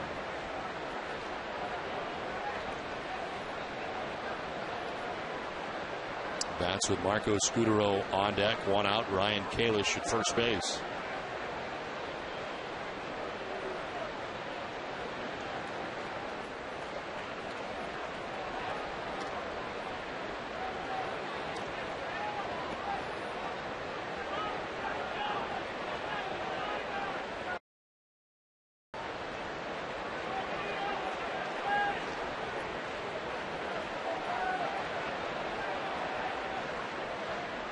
Two pitch. In the air to center field. Trevor CROWE makes the running grab in left center for the second out. There's two down in the fifth inning. Red Sox baseball in Nesson is brought to you in part by Eastern Bank. For each Red Sox win this month, the Eastern Bank Charitable Foundation will donate $500 to the Boys and Girls Clubs of Lynn and Greater Salem. Two outs in the fifth inning. Ryan Kalish is at first base, and Marco Scutaro coming to bat. It was his single that broke up the string of 10 in a row. Retired tonight by the Indian starter Josh Tomlin.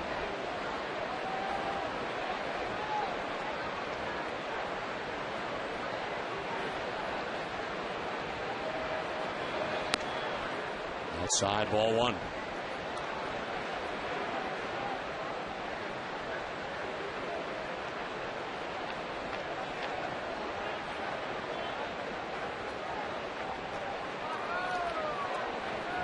Kalish, who singled to begin this inning, still at first base with two outs here in the fifth.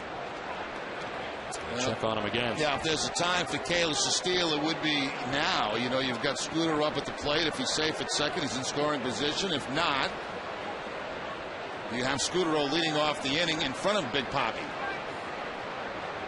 Kalish does not have a stolen base yet in the majors.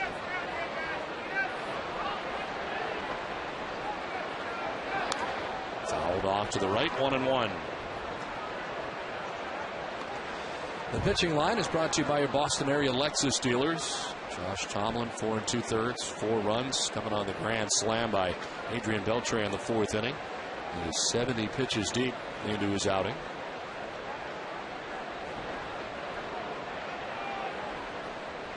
Incidentally, Ryan Kalish had 25 stolen bases in the minor leagues this season before coming to Boston. That's ball 2, 2-1.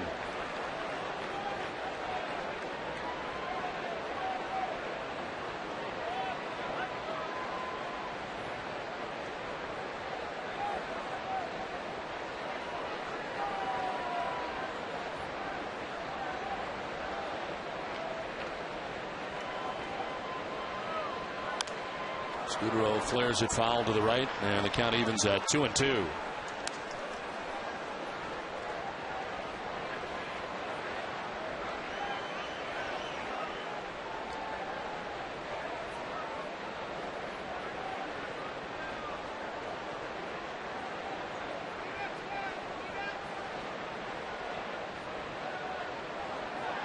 Center fielder Trevor CROWE towards right center field for Scutaro to go the other way on this 2-2 pitch. It's away, and it's ball 3, full count. Kalish can get a start now at first base with 2 outs in the inning.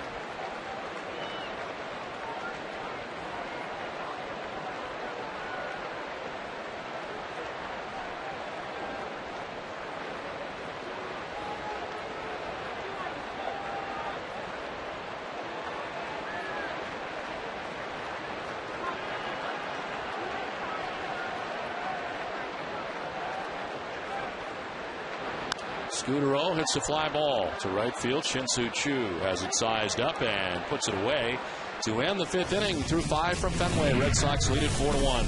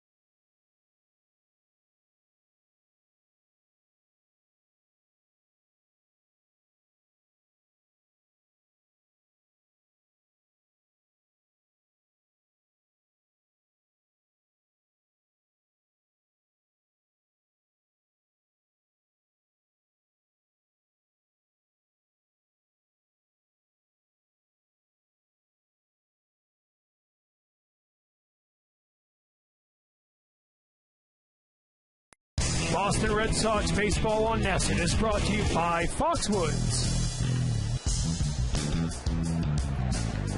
4-1, Red Sox on top of the Indians as we head to the top half of the 6th inning back at Fenway Park. No breeze to speak of at the moment. The flag is still as Jason Donald starts it off for the Indians. And fouls it off for strike 1. Daisuke Matsuzaki into the 6th inning. He's got at least 6 innings in each of his last 4 outings. Last time out, 6 innings even against the Tigers. Threw 108 pitches in that outing. He's at 68 pitches right now as he starts this 6th inning, dealing with the first batter of the inning.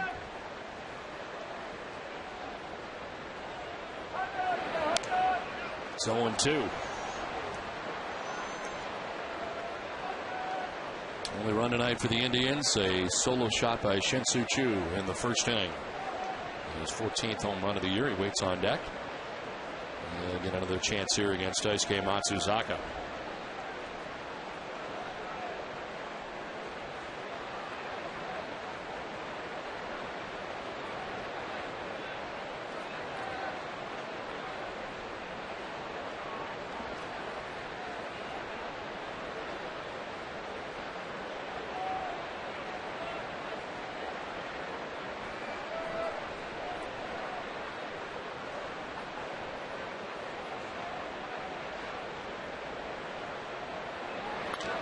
On the ground is shortstop. Backing up a step is Scudero. The throw is in time. One down here in the 6th inning. The Amica Pit Zone is brought to you by Amica Insurance. Amica Insurance is not just how you're covered, it's how you're treated.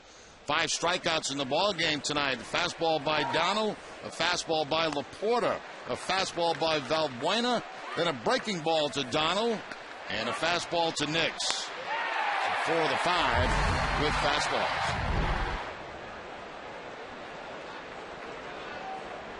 14 of 20 first pitch strikes tonight for Daisuke Matsuzaki. That's the first out here of the 6th inning. And here is his only blemish, Shin-Soo Choo, that home run back in the 1st inning.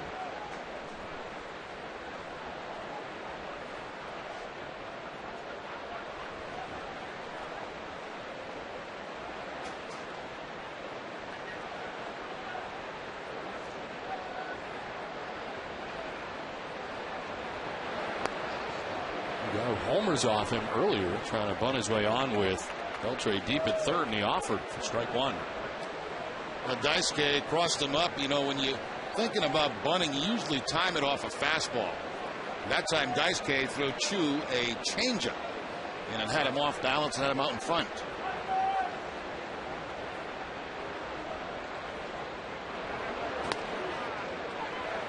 Big ball in there for a strike, and it's 0-2.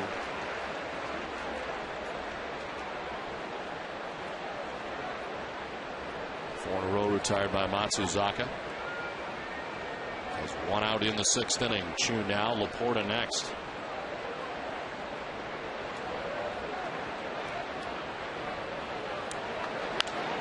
Line into center field, a base hit for Shin-Soo Choo. His second hit off Matsuzaka tonight. And the fourth hit for the Indians. And Daisuke makes a mistake. He's way up in the count, no balls and 2 strikes, and lays a fastball right down the middle of the plate. And Chu takes it into center field for the base hit. So not a good pitch, 0-2 for Daisuke. Well, now one on for Matt LAPORTA. He struck out swinging in the first inning, walked in the fourth inning.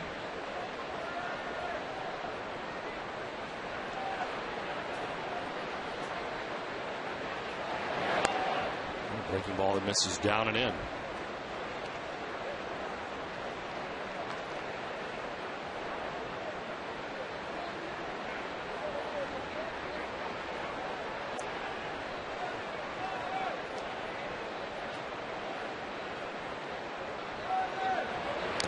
Foul tipped. And it's a ball and a strike.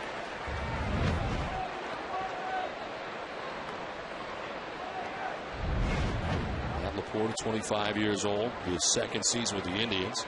Last year spending time in Columbus as well, and got into 52 games last year with the Indians. Had 7 homers and 21 runs batted in. This year 5 homers, 23 runs batted in.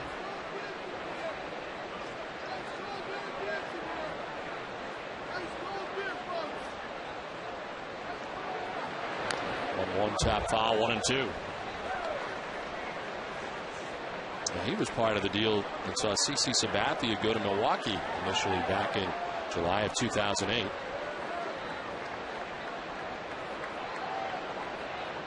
CC finishing out that year with the Brewers.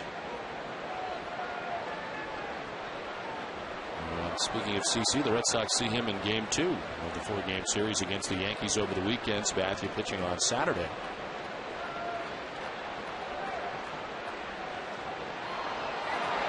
Check swing, liner that is just out of the reach of the diving first baseman Mike Lowell.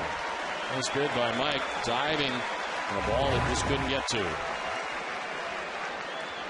Even the effort here by Lowell gets a round of applause from the crowd here at Fenway Park. Diving and not quite getting to it.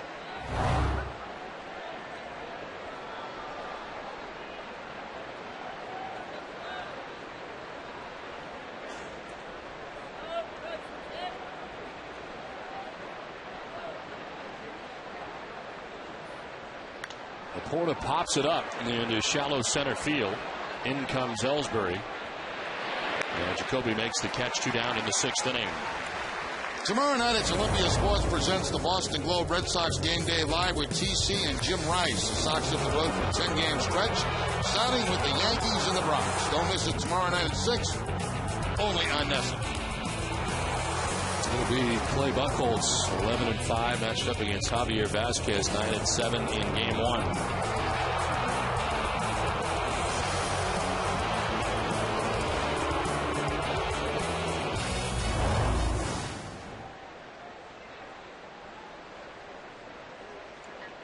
Two outs in the inning. Shin-Soo Choo at first base, and Jordan Brown 1 for 2 in the game. There goes Choo at first as Brown swings away and fouls it off. Our weekend schedule from New York will be on tomorrow night with you. It'll be Fox on Saturday, ESPN on Sunday night, and then we'll be back for a Monday afternoon game from Yankee Stadium. So Monster Monday will be from Yankee Stadium. Right.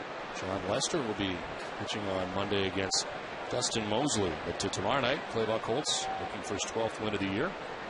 We have a lot of time to go sightseeing. You going to get on one of those tour buses again? I think so, yeah. Great opportunity to see New York. It's really hot. Put you in there for a strike, and it's 0-2. I know you can't wait to be around so many people and on a hot tour bus going through New York. Saturday would be a nice day to probably get one of those horse and buggy rides through Central Park. Be great. This time I think I'm going to miss it, though. I think you're going to have to go on your own.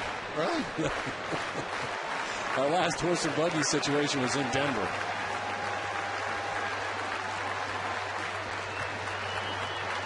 The 0-2 is to left. Kalish to his left on the liner to make the grab that ends the inning. Runner left for the Indians. 5.5 done. 4-1 Boston.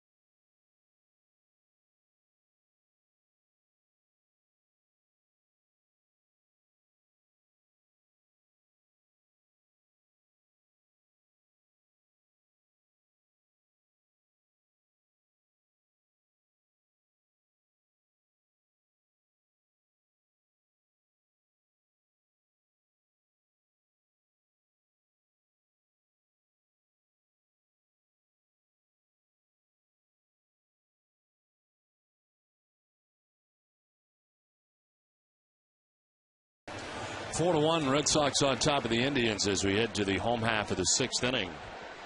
And it's David Ortiz who leads it off. He's flied out twice, once to center, once to left, 0 for 2.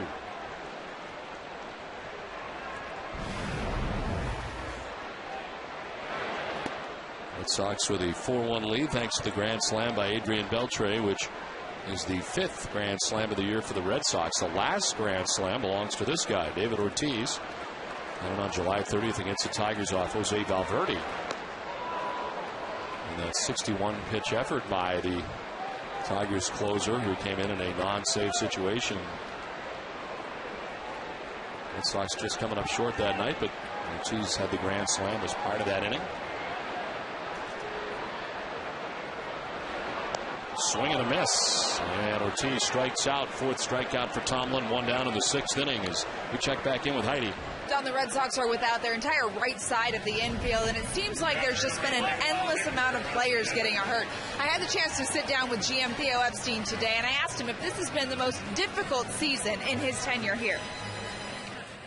It's been one of the most frustrating years. I feel like we're a really good team. You know, if you look at the lineup, that you know, when healthy, the caliber lineup that we have 1 through 9, the rotation, you know, and the spirit that this club has, and the mood in the clubhouse, and you know, there are a lot of people in that clubhouse with the desire and the ability to run off a great season and do something special in October.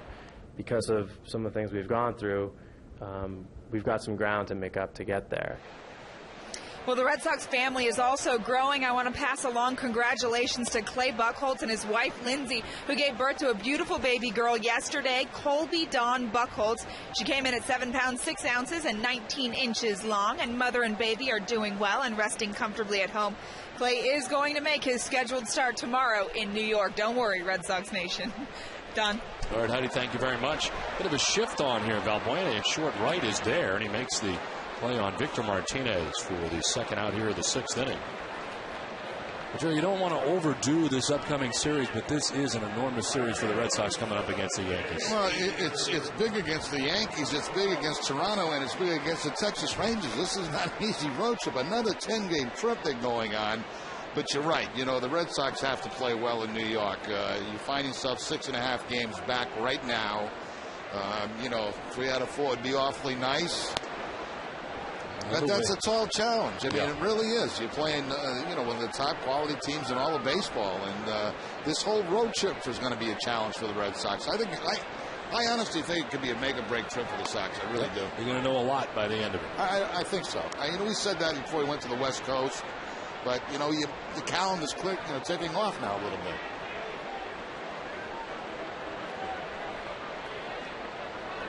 Drew, his 3rd plate appearance of the night. And a foul, 1-2. Introducing Arbor Coat Exterior Stain by Benjamin Moore, a revolutionary waterborne stain that outperforms the best oil-based stains on the market. Find Arbor Coat at your local Benjamin Moore retailer. 1-2 is up top for ball 2, 2-2. Well, John, we were talking about it prior to the game here before we even started the pregame show, and saying, where would this team be right now if they didn't have the amount of injuries they had? And, it's impossible to tell. But you got to believe when you're 6.5 out, had they not gone through the rash of injuries that they've gone through, you're talking about a team that's right there in contention with the Yankees in Tampa Bay. You'd have to think that. Yes, definitely. If you had your entire roster and based on the rotation the Red Sox have had this season. There is strike 3 to J.D. Drew, and it's a 1-2-3 6th inning for Tomlin with a 4-1 Red Sox lead.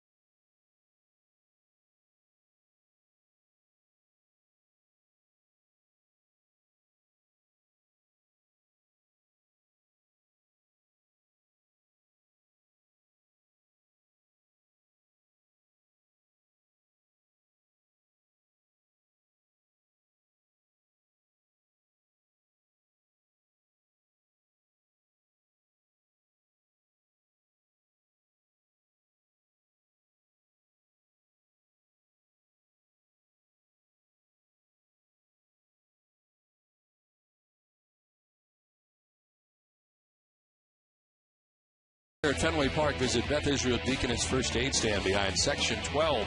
Beth Israel Deaconess Medical Center is the official hospital of the Boston Red Sox. Visit them at bidmc.org. It is 4-1 Red Sox on top as we move to the 7th inning. Yosuke Matsuzaka into the 7th. 82 pitches deep into his outing and dealing with Jason Nix, 0 for 2. The DH has grounded into a 6-4-3 double play and struck out swinging, so he's had no luck so far tonight with Matsuzaka. Line off the glove of Beltre. Into foul ground. Adrian will run it down, but Nix is aboard to begin things here in the inning. Hot shot glancing off the top of the glove of Adrian Beltre. Now this ball hit very hard by Nix. Line shot with topspin on it. Beltre goes up, but right off the fingertips.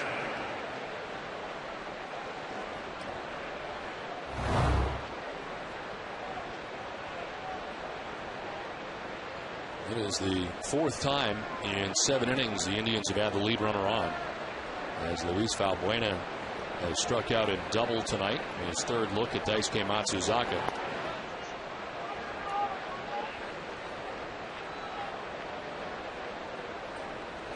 Daisuke 18 of 24 first pitch strikes in the ball game tonight. He's had only 4 3-ball counts on the night. That's been one of the keys. That here he is in the 7th inning with 84 pitches. And the pitch count has been manageable tonight for Daisuke Matsuzaka. And again tonight, Jerry, a lot more fastballs for Daisuke. It seems that way. Yeah, it seems like he feels like he has a good one tonight. He's not afraid to go to it. Fastball again away. It's on the corner, and it's 2-1.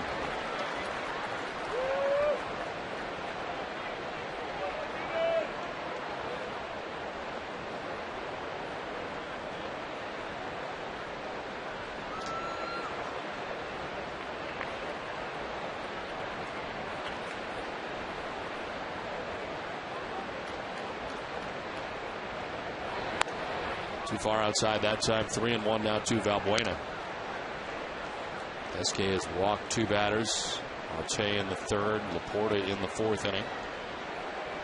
It's been a 5 strikeout night for Matsuzaka. He's not had a K since the 4th inning as he works here in the 7th.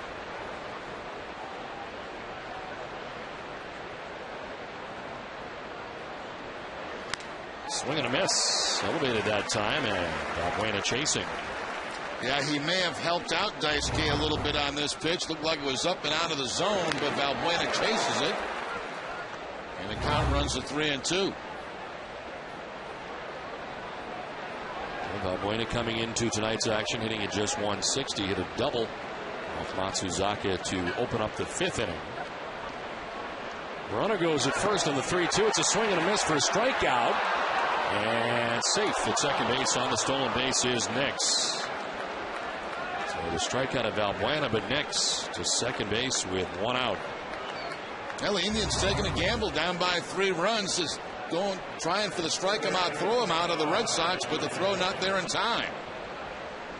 And Nix picks up his first steal of the season.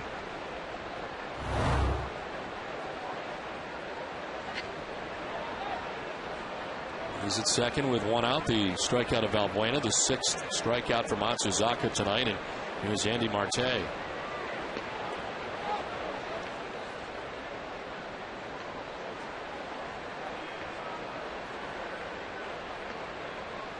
Well, the pitching line for Daisuke Matsuzaka brought to you by Ace Ticket. 6 1/3, 5 hits. A 1 run coming in the first inning on the home run by Shin-Soo Choo. Walked 2, struck out 6, and here comes pitch number 90.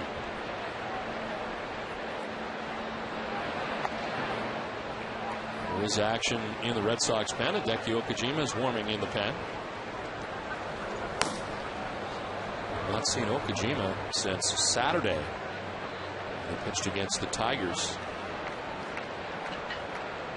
It's been a while since Okajima's been in a game, and he's warming in the pen. Outside ball 2.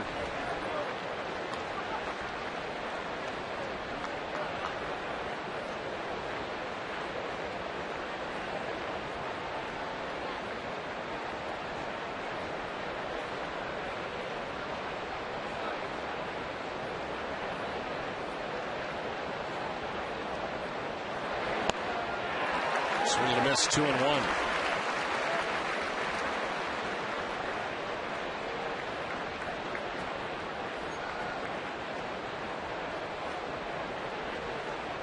Four runs, 3 hits, and no errors for the Red Sox. For the Indians, 1 run, 5 hits, and no errors.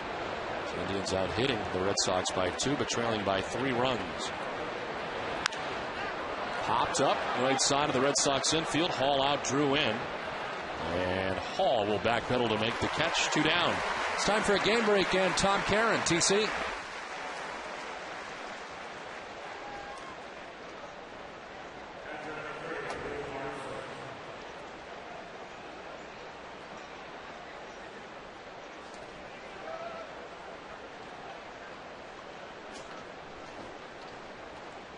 That's great. How about that, working against their own team. The confines of Tropicana Field. It's going to work against the Red Sox a bunch of times there, but that's really costing the Rays a game today.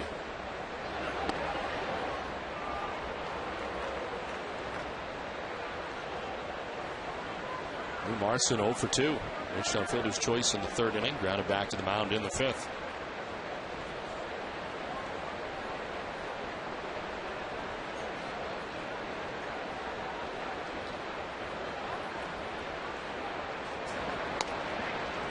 There's a strike, 1-1 to MARSON.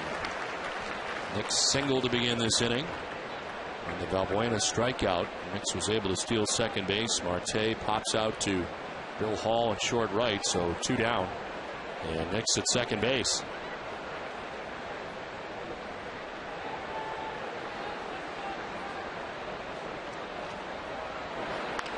MARSON pops it up into shallow right. Drew coming in.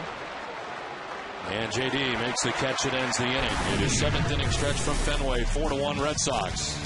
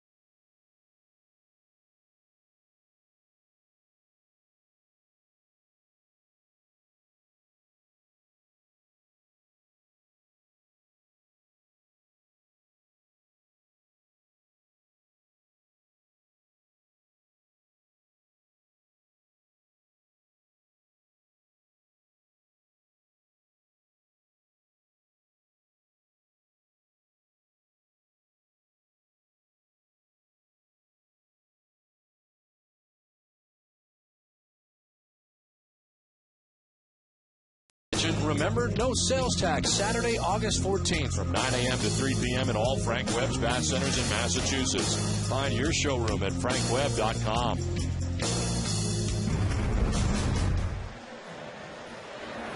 From San Jose and Seattle. The first time at Fenway Park. It took a lot of work to get all those people together and get all the signs lined up. Well, credit goes to them, Jared, I think. 4-1, Red Sox on top.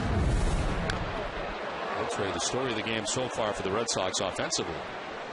I'd agree with you on that point, Don. A lot of work. And you got at least 7 people involved. And they've come a long way to do it.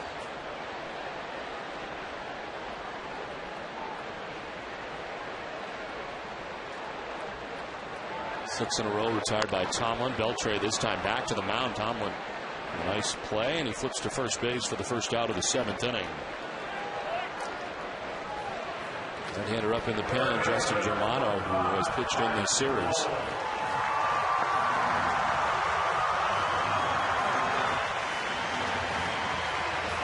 And the Actors Indians tied for last in the American League Central heading into tonight's action. And certainly seeing a lot of his players go at the trade deadline. A lot of action for Indians traded on the trade deadline day. And there's a little pop up here for Lowell. MARSON with a late reaction, will not make the catch. What a bid, though. Kind of late out of the box, but moving onto the scene into the slide right in front of the seats Just unable to come up with it. Yeah, the ball was not hit all that high, and a nice effort here by Lou Marson. The catcher goes into the slide, but cannot quite come up with it as he gets close to the stands.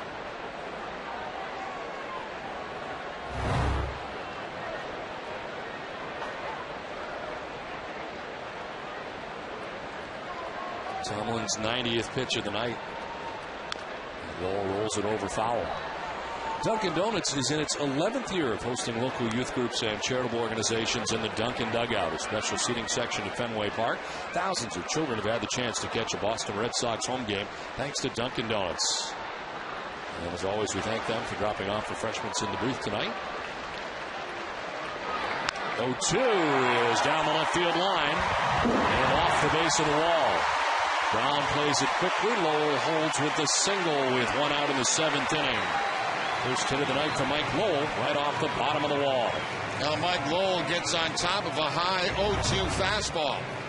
They probably wanted to go up a little higher than that in the zone, and right about letter high, Lowell hooks it off that CBS sign.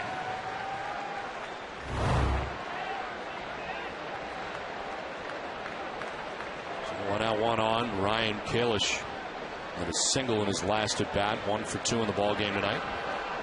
One of the 4 Boston hits. To right field. Shin-Soo Choo started back. Now he's actually going to come in to make the catch for the second out. Again, there was no breeze to deal with tonight. Right now, anyway, 2 down. After the game, it's WB Mason Extra Innings Live with TC and Eck, who will break down Dice K's 16 start of the season. That and much more after the game on WB Mason Extra Innings Live. 2 outs here in the 7th inning. Bill Hall has had a tough time with Josh Tomlin tonight. He has struck out twice against him. Swinging in the 3rd, swinging in the 5th.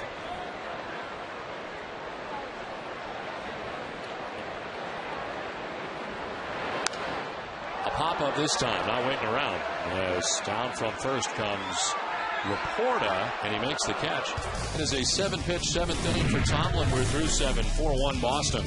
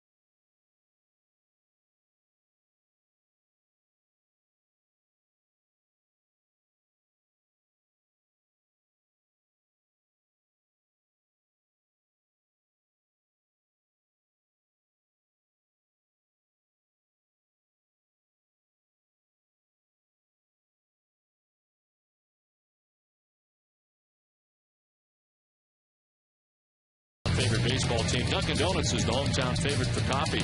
Dunkin' Donuts would like to recognize the hometown favorite fan of the game, going above and beyond just like Dunkin'. With 60 years of coffee greatness, Dunkin' Donuts is #1 for iced coffee. Adrian Beltre's grand slam as the Red Sox on top 4-1. So on to the 8th inning for the Red Sox and Daisuke Matsuzaki. His 97th pitch is in there for a strike. Double-barreled action. We saw Hideki Okajima last inning warming. He's been joined this inning by Daniel Bard. Okajima starts the inning with Trevor CROWE, the center fielder, leading it off. 0 for 3 in the game.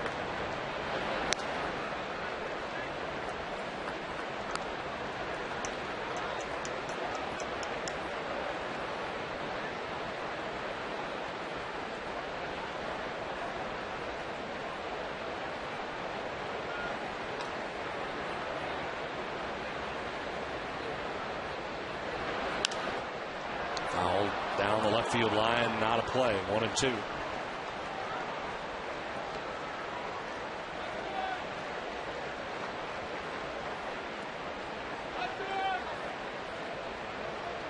Daisuke tonight has not had a 1-2-3 inning.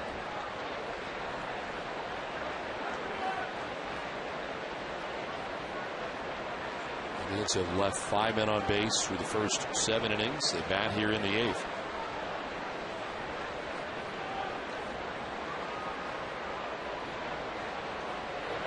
His 100th pitch misses, and it is 2-2. He's only walked 2 and none since the 4th inning.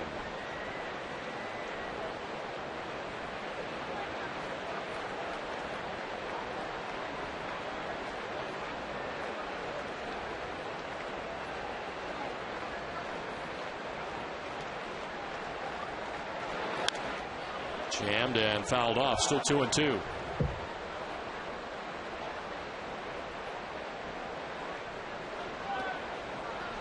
Jason Donald as the Indians bat here in the 8th inning.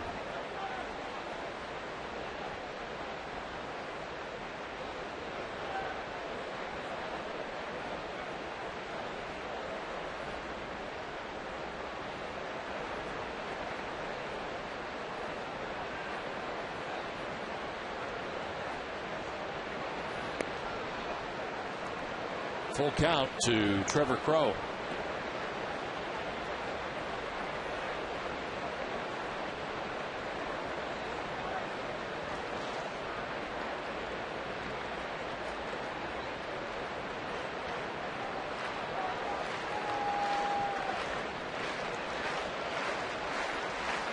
Two pitch on the ground to second base on a hop to Bill Hall's glove. Fires to first for the out. 1 down in the 8th. After the game tonight, it's Granite City Electric Red Sox final with TC and Eck. They'll bring you a Yankees preview as the Sox head to the Bronx for a 4-game set. Stick around after the game, only on NESN.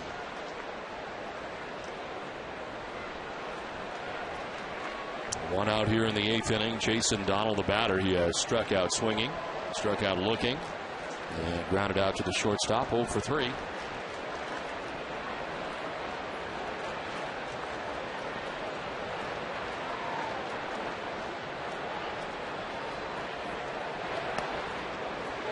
That's strike 1 to Donald. 0-4 tonight now for Daisuke, matching his average, short of his high.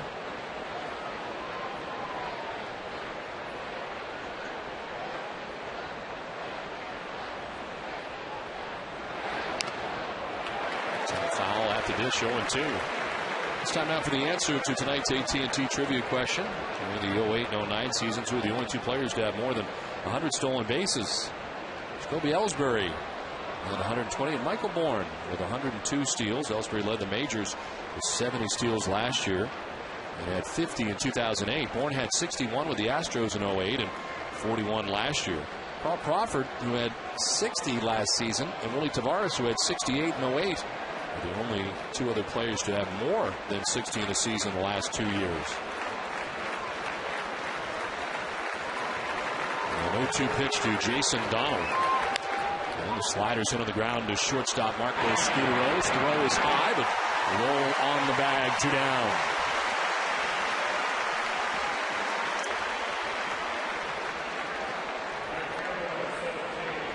John Farrell on the phone to the pen where Bard and Okajima have been warming. Both looking on now. And 2 outs in the 8th. Papelbon limbering up in the back.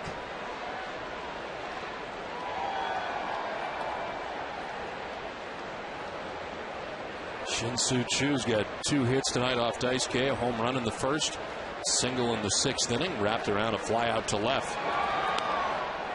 And strike 1 over the outside corner. It's one of the few changeups that Daisuke has thrown in this game tonight. Probably hadn't thrown 5 of them. Starts Chu off with the changeup to quickly get ahead, 0-1.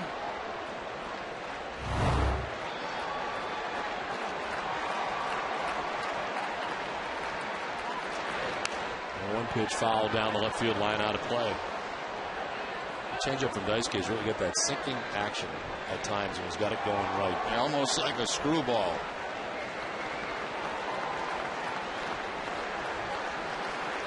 I mean, could that be the gyro ball? Might it be? I was worried about the gyro ball because I'm trying to think, what is this thing going to do? The 0-2 pitch to Shin-Soo Choo. On the ground towards Hall at second base. Pretty good outing for Daisuke Matsuzaka. 1-2-3-8. It's 4-1 Red Sox lead.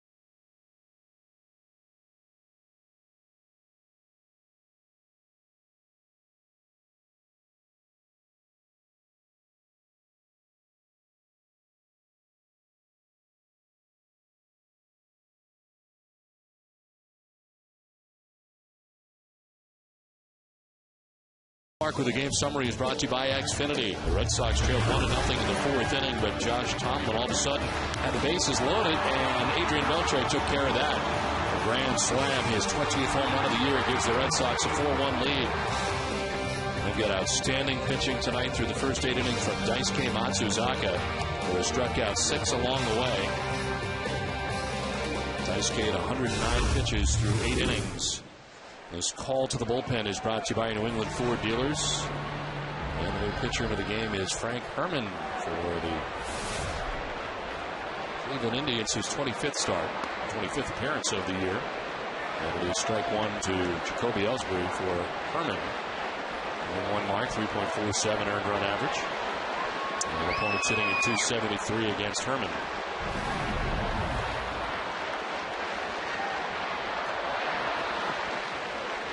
With the exception of the 4th inning, pretty good outing tonight from Josh Tomlin. Excellent outing. Only 4 hits allowed to the Red Sox, but of course that one big one to Adrian Beltre. That slam, the difference in the game, and it came after 2 walks in the 4th inning. And a base hit.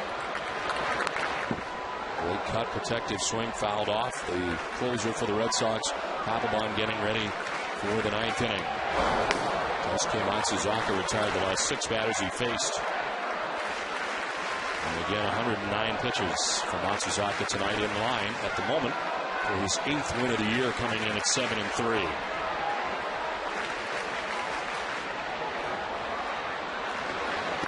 Ellsbury chops it up over the mound. Donald will get rid of it quickly and retire Ellsbury. They are saying catches interference for MARSON, who got in the way. Looked up and wondered why Ellsbury wasn't that far down the line. And apparently he got his glove. Yeah, knocked the glove right off Lou MARSON. Watch this. That immediately becomes catches interference, so Ellsbury picks up the base hit.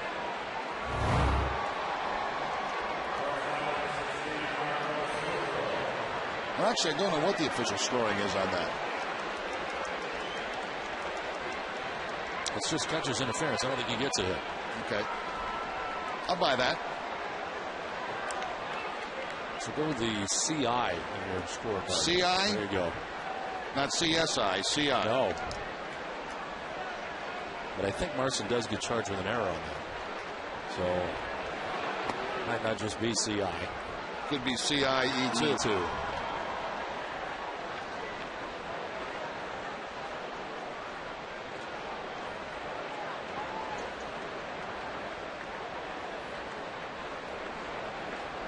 Lead runner on for the Red Sox here in the 8th. Marco Scutaro waiting on an 0-1. And it's to center field. Trevor CROWE goes back to make the catch.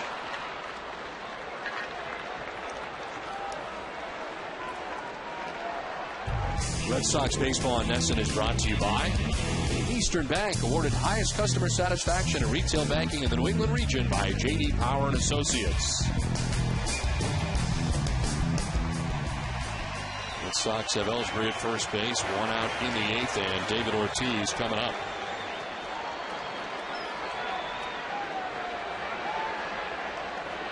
Could be the last chance for Ortiz to extend this hitting streak. 13-gamer coming into tonight. 0-4-3 in the ballgame. And a swing and a miss for strike 1. 95 from Herman. Lee Poppy is flied out to center, flied out to left, and struck out swinging.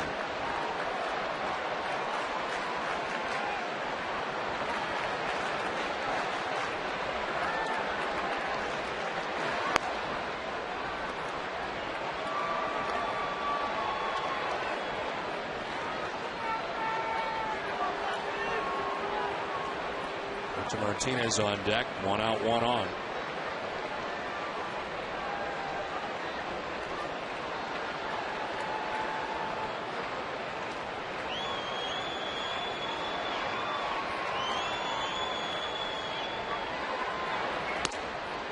Strike 2, 1-2.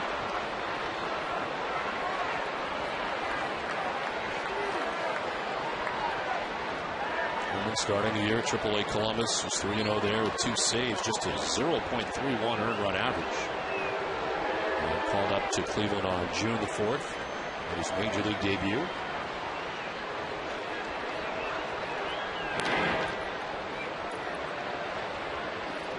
A reminder to stay with us after the game for WB Mason's Extra Innings Live. Complete post-game coverage is coming your way. Tom Caron, Dennis Eckersley. As the Red Sox wrap up this homestand at Fenway Park, and they're ready to head out on the road. Down and in, MARSON sliding to his right, and it's 2-2.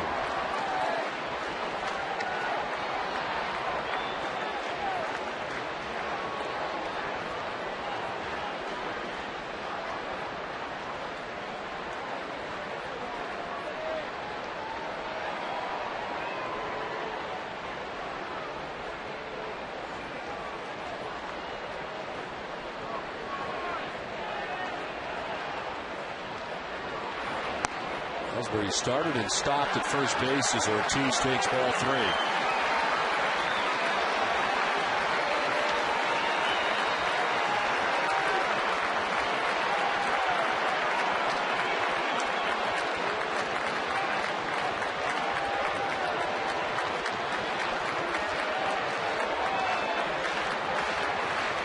There goes Ellsbury. Ortiz takes ball 4. And down to first base, where the third walk given up tonight by Indians pitching. First by Herman, who's ahead of Ortiz 1-2, but loses him. And it's 2 on with 1 away for Victor Martinez, but Tim Belcher, the pitching coach, is headed out.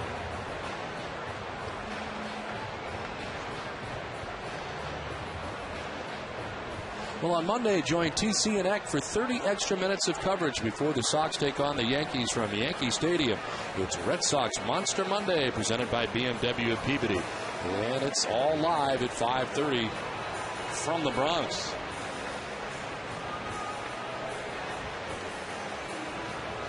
First and second with 1 out for the Red Sox here in the 8th inning. Big meeting at the mound as the Indians infielders in to talk it over. Pitching coach Tim Belcher out there. Victor Martinez, the former Cleveland Indian, coming up.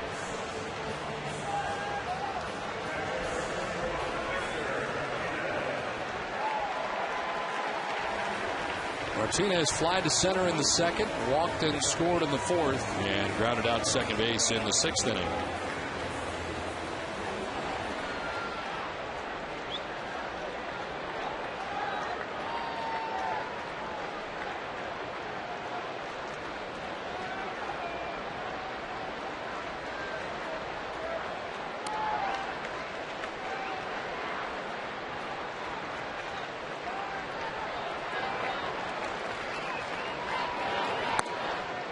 Up and away, ball 1.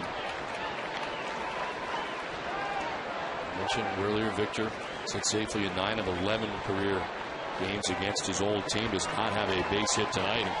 Red Sox have held only 4 hits in the game.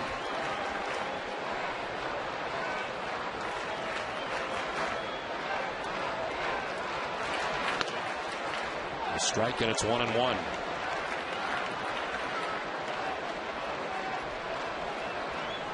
In the top half of the 9th inning, Matt LaPorta, Jordan Brown, and Jason Nix are expected in the inning. It is 4, 5, and 6. Shelley Duncan is on the bench tonight for the Indians, a possible pinch hitter in the inning. 1-1 is line foul. Now, Victor's been out in front of a couple of pitches in this ball game tonight, pulling them foul. That time a breaking ball from Herman.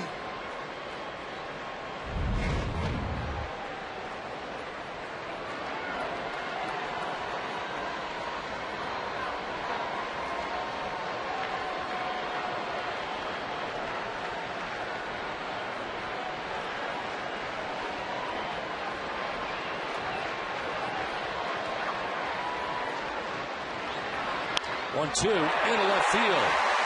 A base hit for Martinez, and the bases are loaded as Brown gets it in quickly. And the Sox have him loaded with 1 out in the inning. First hit of the night for Victor Martinez. Well, Victor was not out in front of that one. That pitch was up and away from Martinez, and he goes up and slaps it to the opposite field. Jordan Brown playing pretty shallow out there, puts a good charge on it. They have to hold Ellsbury at third base.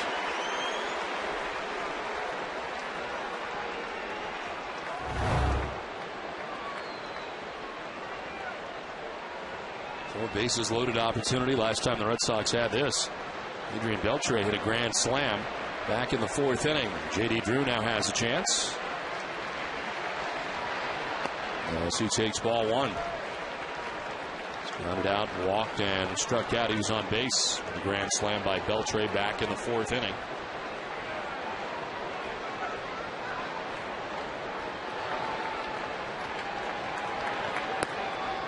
Ball 2, 2-0.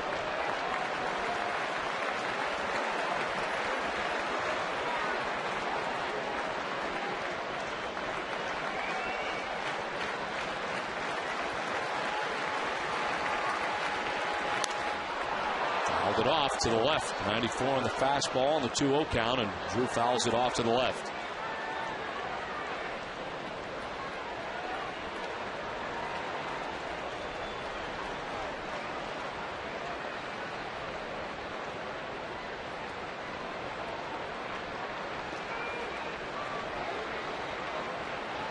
Herman in the game after 7 innings from Josh Tomlin tonight. He was on the hook for this one. He came in 1-0 with a 1.46 ERA and did pretty well tonight against the Red Sox. 2-1 is strike 2. 2-2 is Drew kind of spinning away, but in there for the second strike. This year he has been outstanding in this area and has a grand slam of his own. Salisbury at third, Ortiz at second, Martinez at first. 1 out in the Boston eighth. Drew lines it into right center field, a base hit. Salisbury scores from third. Here comes Big Papi. The throw is off the mark. 2 runs in. Red Sox lead it 6-1.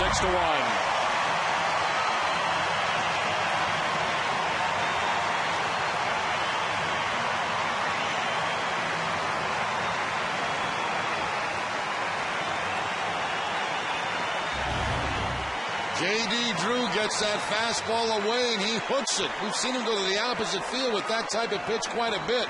But right now, he goes pulling it up over the head of Valbuena and drives in 2 runs.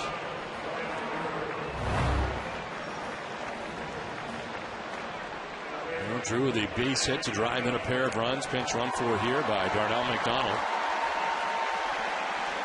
And it's first and third. Still just 1 out as Beltre takes a pitch in. So some insurance here for the Red Sox obtained in the bottom of the 8th.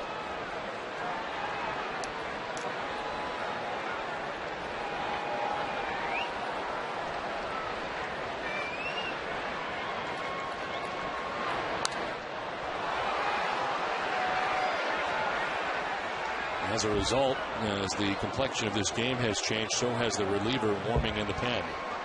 As Papelbon had been getting ready for the 9th inning, it's now a 5-run lead, and looks like Okajima is back up in the pen for Boston.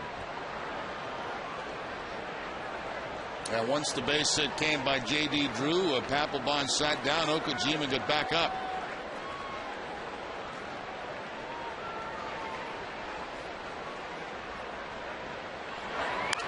This one fouled off to the right, and it's 1-2.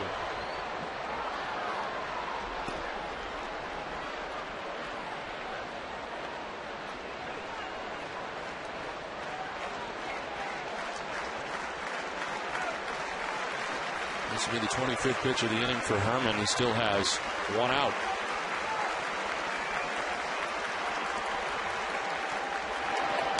Beltre fouls it off. Still 1-2. 96 that time on the fastball.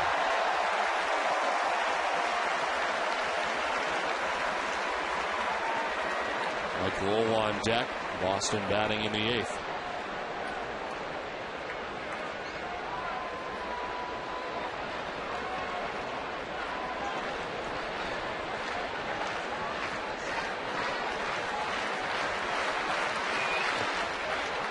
This one will get away, and McDonald takes second base. Didn't get that far away from MARSON, but now McDonald taking off and takes second. Tries to snap off the breaking ball right here, and the ball boxed around a little bit by Lou MARSON behind the plate. McDonald moves into scoring position. Wild pitch charged to Frank Herman.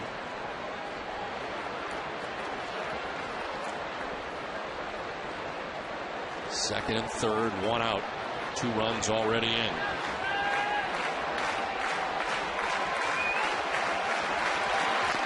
Beltre grounds it foul.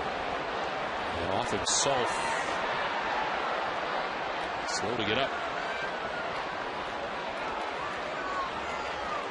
I don't know if the ball got Beltre or his own bat got him.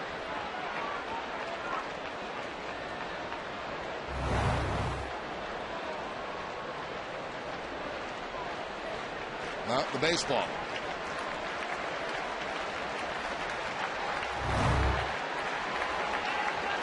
We'll get that shin guard on the inseam of the front left leg.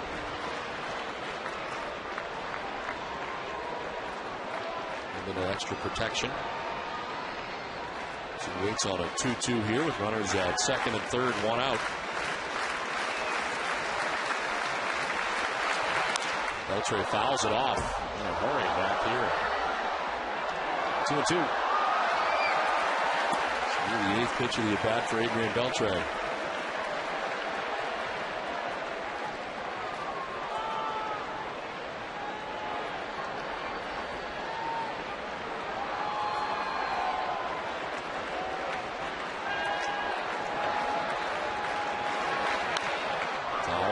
Again to the right. And the battle continues. Play of the game is brought to you by Aspen Dental. Let us help you find your smile. And back in the fourth inning, Adrian Beltre with the grand slam home run, his 20th of the season. At that time, give the Red Sox a 4-1 lead.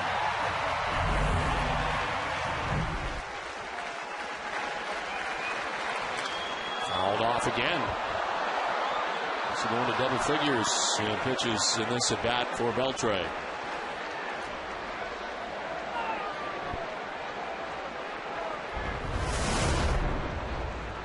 The Red Sox and Yankees get it going tomorrow night, which begins at 6 p.m. from the Bronx. Red Sox and the Yankees Saturday, Sunday, and Monday to begin a 10-game road trip.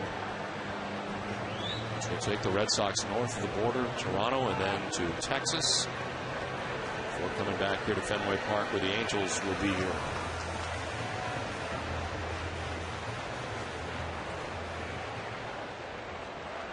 And a reminder, Monster Monday starts at 12:30 on Monday. Day baseball from New York. 2-2 is in tight, and it's ball 3.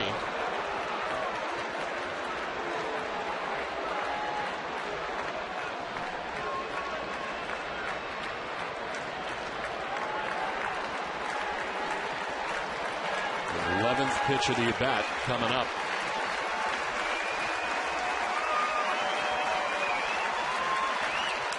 Beltre fouls off another. And a lot of these pitches are away from Beltre. He's able to reach out to the outside part of the plate and foul them off.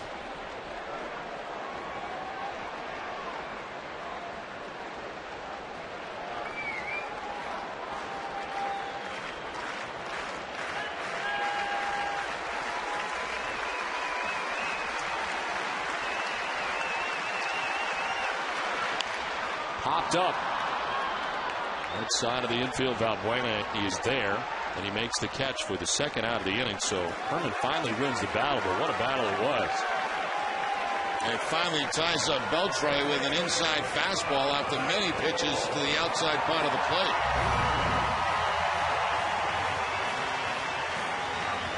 That was the 12th pitch of the at-bat that he popped up on an inside fastball.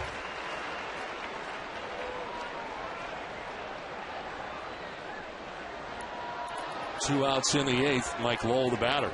He is 1 for 3, singled in the 7th inning.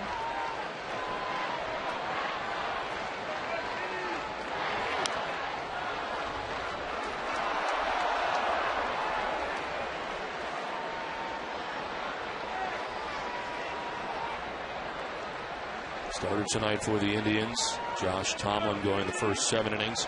4 hits, 4 runs. The grand slam by Adrian Beltre. Walked 2. Struck out 5. He's on the hook. As Lowell takes ball 1 away, 1-1.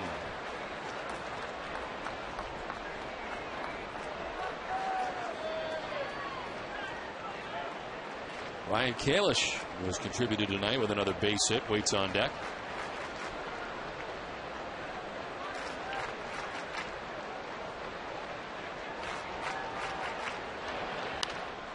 Foul to the right, 1-2.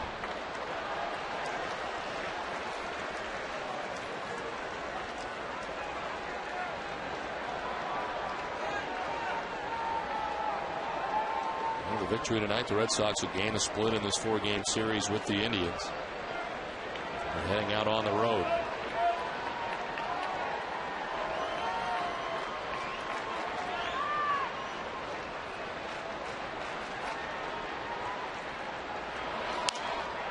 In the air to center field. Throw coming in towards right center. So is Chu, and Chu makes the catch into the slide. Almost 2 colliding out there in right center. Red Sox get 2 runs, lead at 6-1 as we head to the 9th.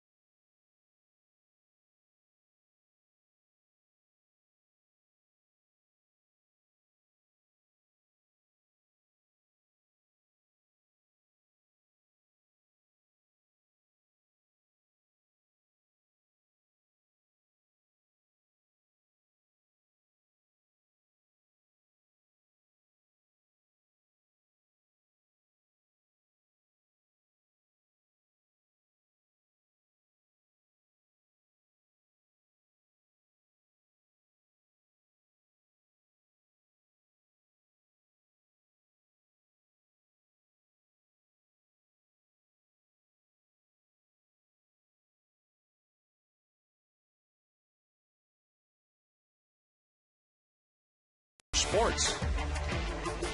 6-1, the Red Sox on top of the Cleveland Indians as we head to the 9th inning.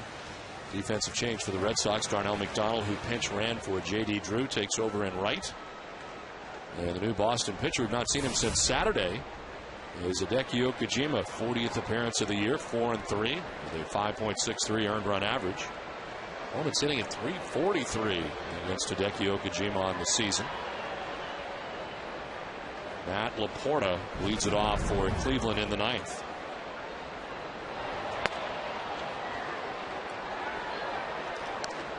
Okajima tossing a perfect 9th last Saturday against Detroit and got his 4th win. And a walk-off win for the Red Sox, 2 shy of his career-high 6, which he had last year.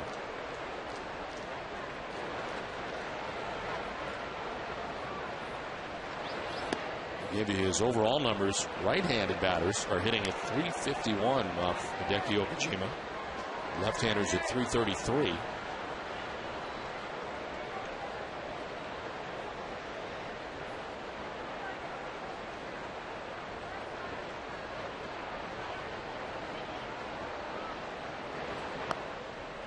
There's ball 3, and it's 3-0.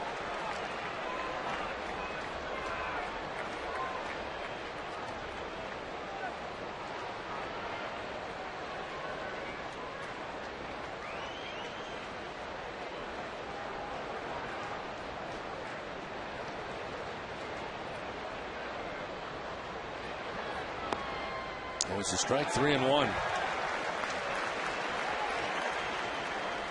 A very nice outing tonight from Daisuke Matsuzaka. 8 innings, 5 hits, 1 run, walked 2, struck out 6, and that run came way back in the 1st inning. A home run for Shin-Soo Choo. Daisuke in line for his 8th win if the bullpen can finish things off here in the 9th. But a leadoff walk for Matt LaPorta gets the 9th inning started against Okajima.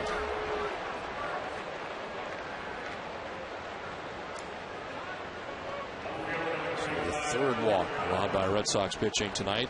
And here is Jordan Brown. A single in the 2nd, grounded out in the 4th, lined out in the 6th inning.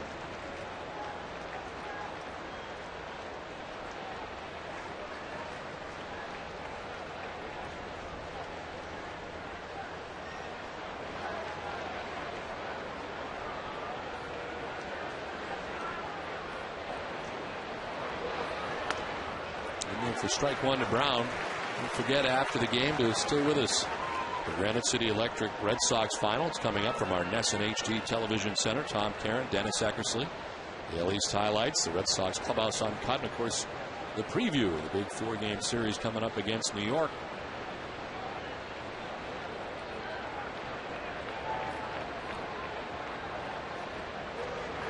Well, 1 pitch is in there for strike 2, and it's 0-2. Curveball followed by a fastball for Okajima to quickly get ahead 0-2.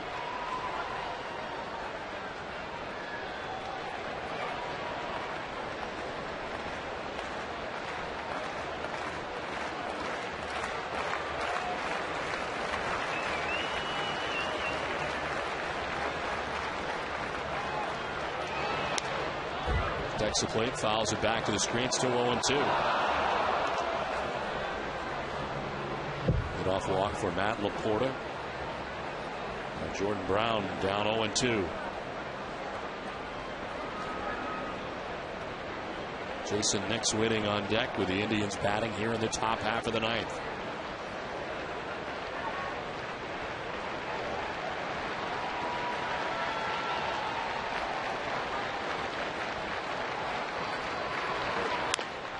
Chop to first. Lowell's got it. He'll tag the bag and look towards second, but LaPorta will take second base on the ground out by Jordan Brown for the first out of the 9th inning.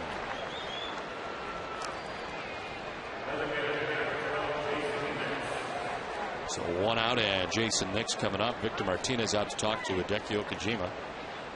As Nix prepares to bat, he's had a 1-for-3 night. Grounding into a double play, striking out, singling, and stealing a base tonight for the Tribe.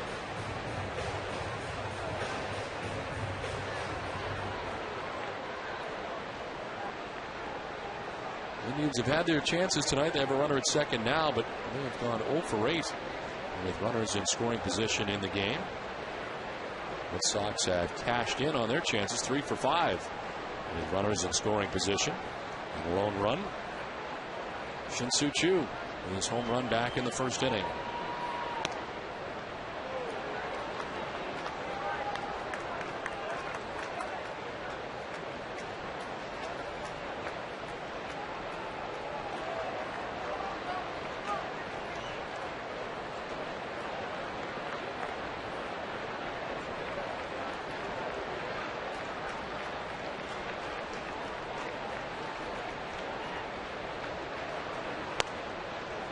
Ball 2, 2-0.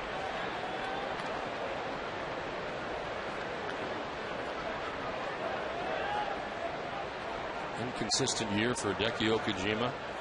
A lot less use lately for sure. And really over the last couple of weeks. And again, he's not pitched at Saturday. And they're in the 9th inning with a 5-run lead. The 2-0 pitch. He's in there for a high strike, and it's 2-1. Yeah, his role certainly has changed in the Red Sox bullpen. I mean, this was the 8th inning guy in the last couple of years until Bond took over that role.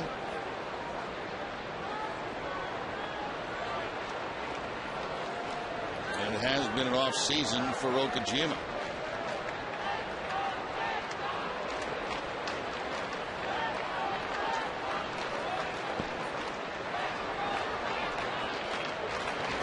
Hicks fooled in the pitch, and it's 2-2.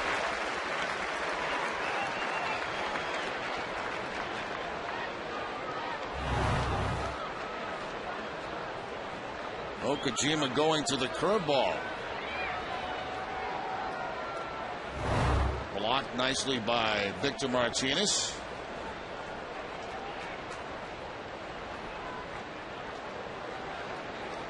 Reported second base, he walked to get on. 1 out in the inning. And Okajima ready with a 2-2 pitch to Jason Nix. To third. Beltre knocks it down and fires anyway, and Lowell comes off the bag to retrieve it. No chance to get Nix. Kind of played it off to the side, and the hop bounces off the glove, and Nix is aboard at first. Had the ball bounced toward the glove, he probably would have had a chance at it, but it had to spin all the way around. You see the topspin on that baseball, it just kind of explodes right on the side of Adrian Beltre.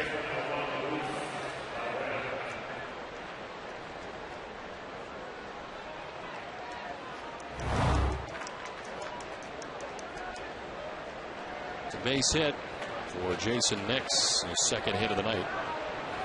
And all of a sudden now you get first and third, and Papelbon back up in the pen. 1 out in the inning. Luis Valbuena takes strike 1.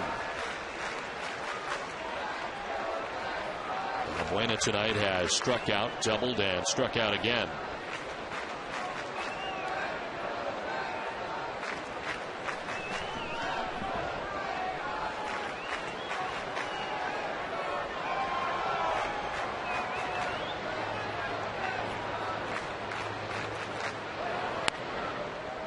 High 1-1.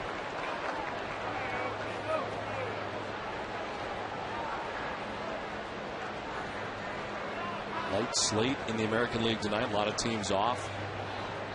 Day baseball today in Tampa, where the Twins beat the Rays 8-6. Tonight the Angels and Orioles are tied 4-4 in the 9th. Red Sox beat Detroit today 6-4, and Texas will be in Seattle tonight. That's it in the American League. A swing and a miss, 1-2.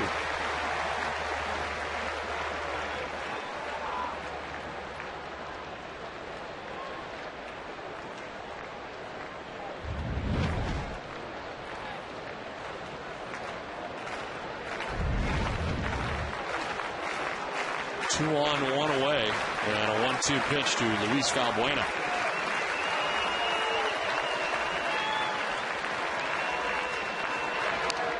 Fouled off to the left, still 1-2.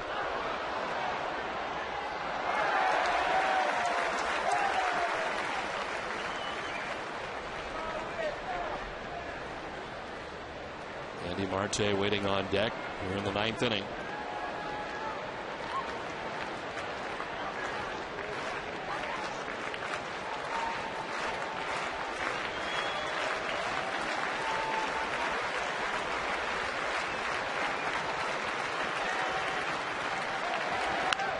Line to right and in for a base hit. LAPORTA will score from third base to make it 6-2. So one out, RBI single for Valbuena, and the Indians get their second run of the night.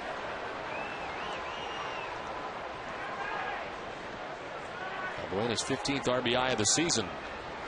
And that's going to bring out Terry Francona. Valbuena with a multiple hit game in this game, a double and a single to drive in a run, and Kojima can't get through the ninth. Pitching change from Fenway, 6-2 Red Sox.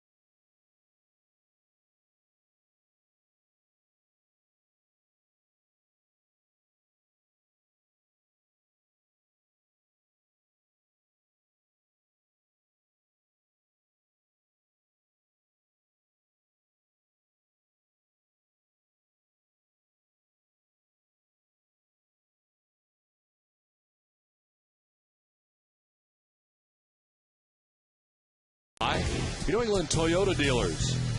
Olympia Sports, the official sporting goods retailer. The New England Sports Network. Bermuda Tourism. Sullivan Tire. And by Southwest Airlines. Let's turn into a safe situation with a tying run on deck. And the Red Sox on top 6-2. One out here in the 9th. And on is Jonathan Papelbon for his 44th game of the year. 4-4 record at 2.98 earned run average. Save opportunities, he is 25 out of 30. 5 blown saves on the year. And opponents hitting at 2-1 against Papelbon.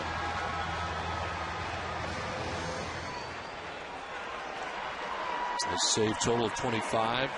4th in the American League this year. Had a perfect 9th inning on Tuesday to get his 25th save of the year. Right-handed batters are only hitting at 147 against Papelbon as this right-handed batter, Andy Marte, stands in on the right side.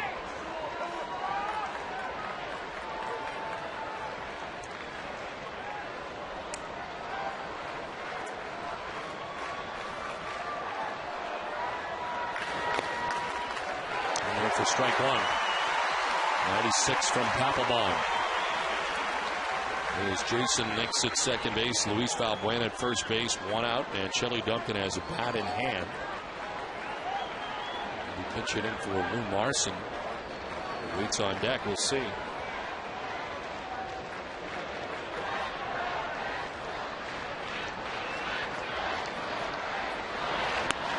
Swing and a miss, 0-2.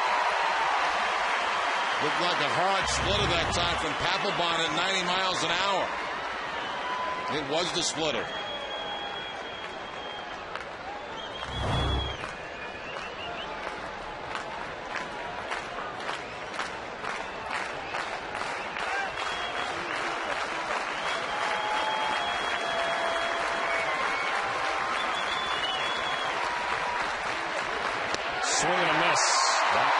fast.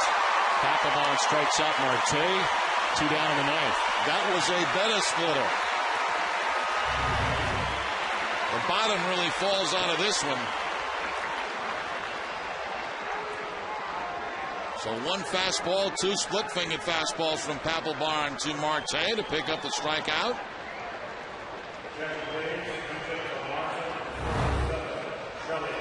Shelley Duncan will pinch hit here for Lou Marson. 6 home runs on the year for Duncan, 20 runs batted in, a .270 average.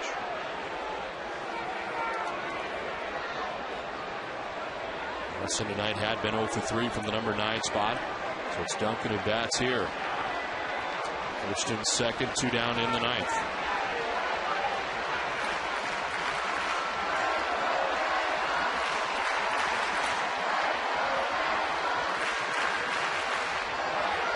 Pitch in for ball 1 to Duncan. Guy for 13 pinch hitting this season for the Indians. Does have a pinch hit home run.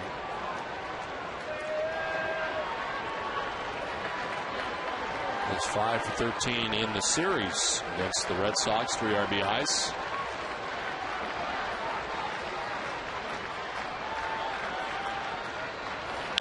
On the ground, foul, and it's 1-1. Papelbon now showing all his pitches to the Indians. His fastball, his splitter, that time the slider to Shelley Duncan.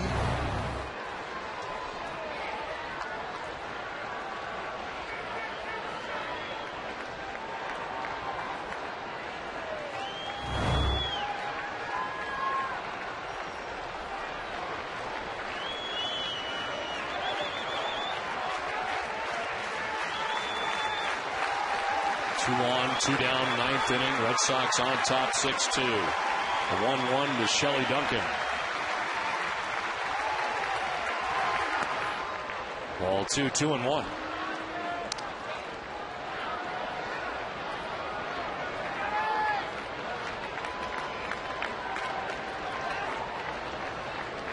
Kojima responsible for the 2 men on, who went a third of an inning.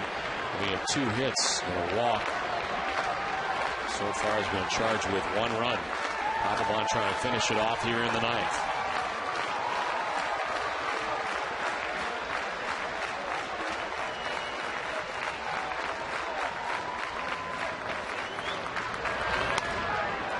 Strike 2, and it's 2-2.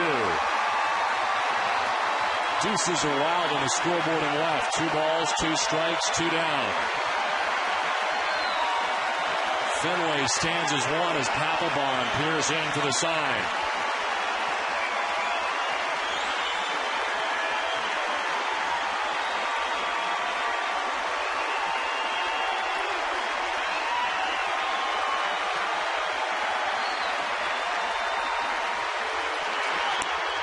Ball 3, full count.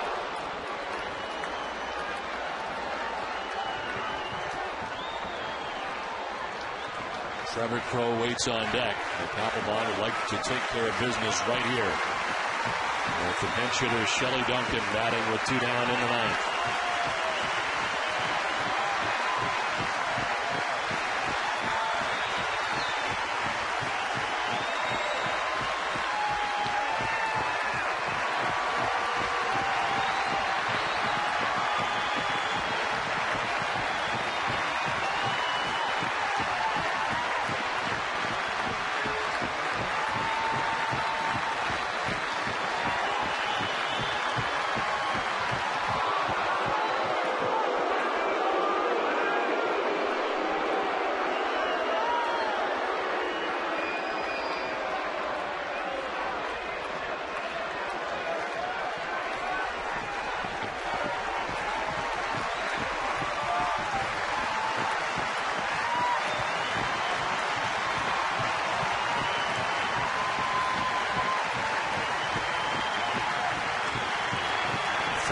Pitch to Shelley Duncan.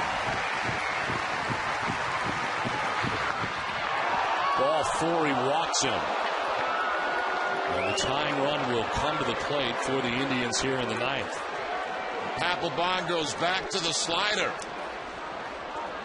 On the 3-2 count, Duncan doesn't help out by chasing it, and the ball's going to be away. Actually, a little bit low.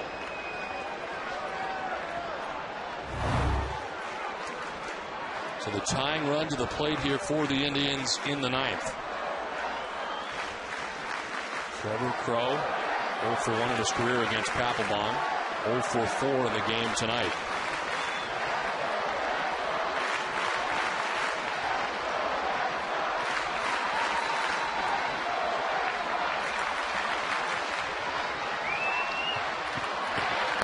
Ball 1. So 8 innings from Daisuke Matsuzaka gives up just 1 run. And some drama here in the ninth. From the bullpen, Hideki Okajima, 3rd of an inning, 2 hits, a walk. Didn't strike anybody out, and was responsible for the runners at 2nd and 3rd. So far charged with 1 run. A strikeout and a walk for Papelbon since coming in.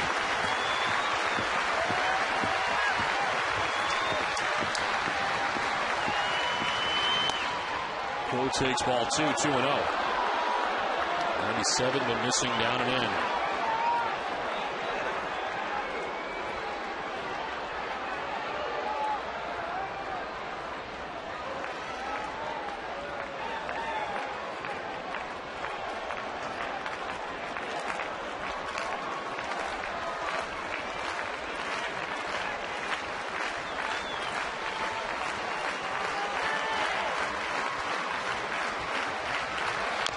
Chop foul, 2-1.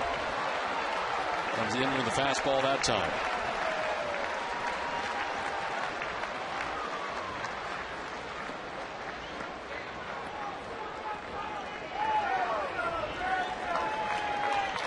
They're 2 for 5 this year.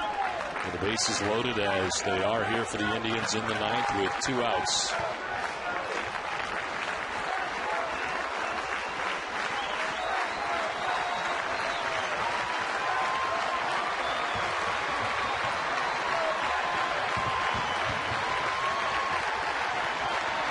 From Papelbon. CROWE lines it down the right field line, foul out ahead. And it is 2-2. That's twice now he's been out ahead of that Papelbon fastball. Both times fouling it off.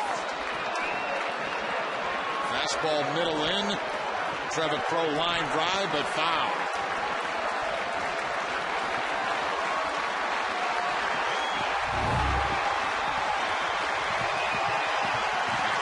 Far out ahead of the fastball, he may see a splitter here.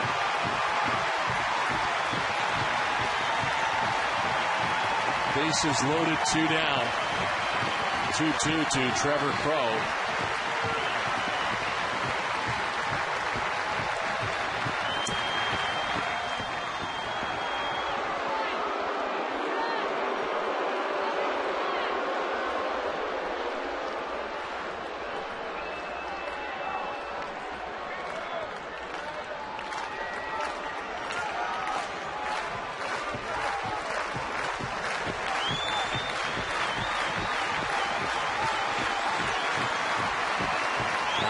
Ready with a 2-2 pitch to Trevor CROWE.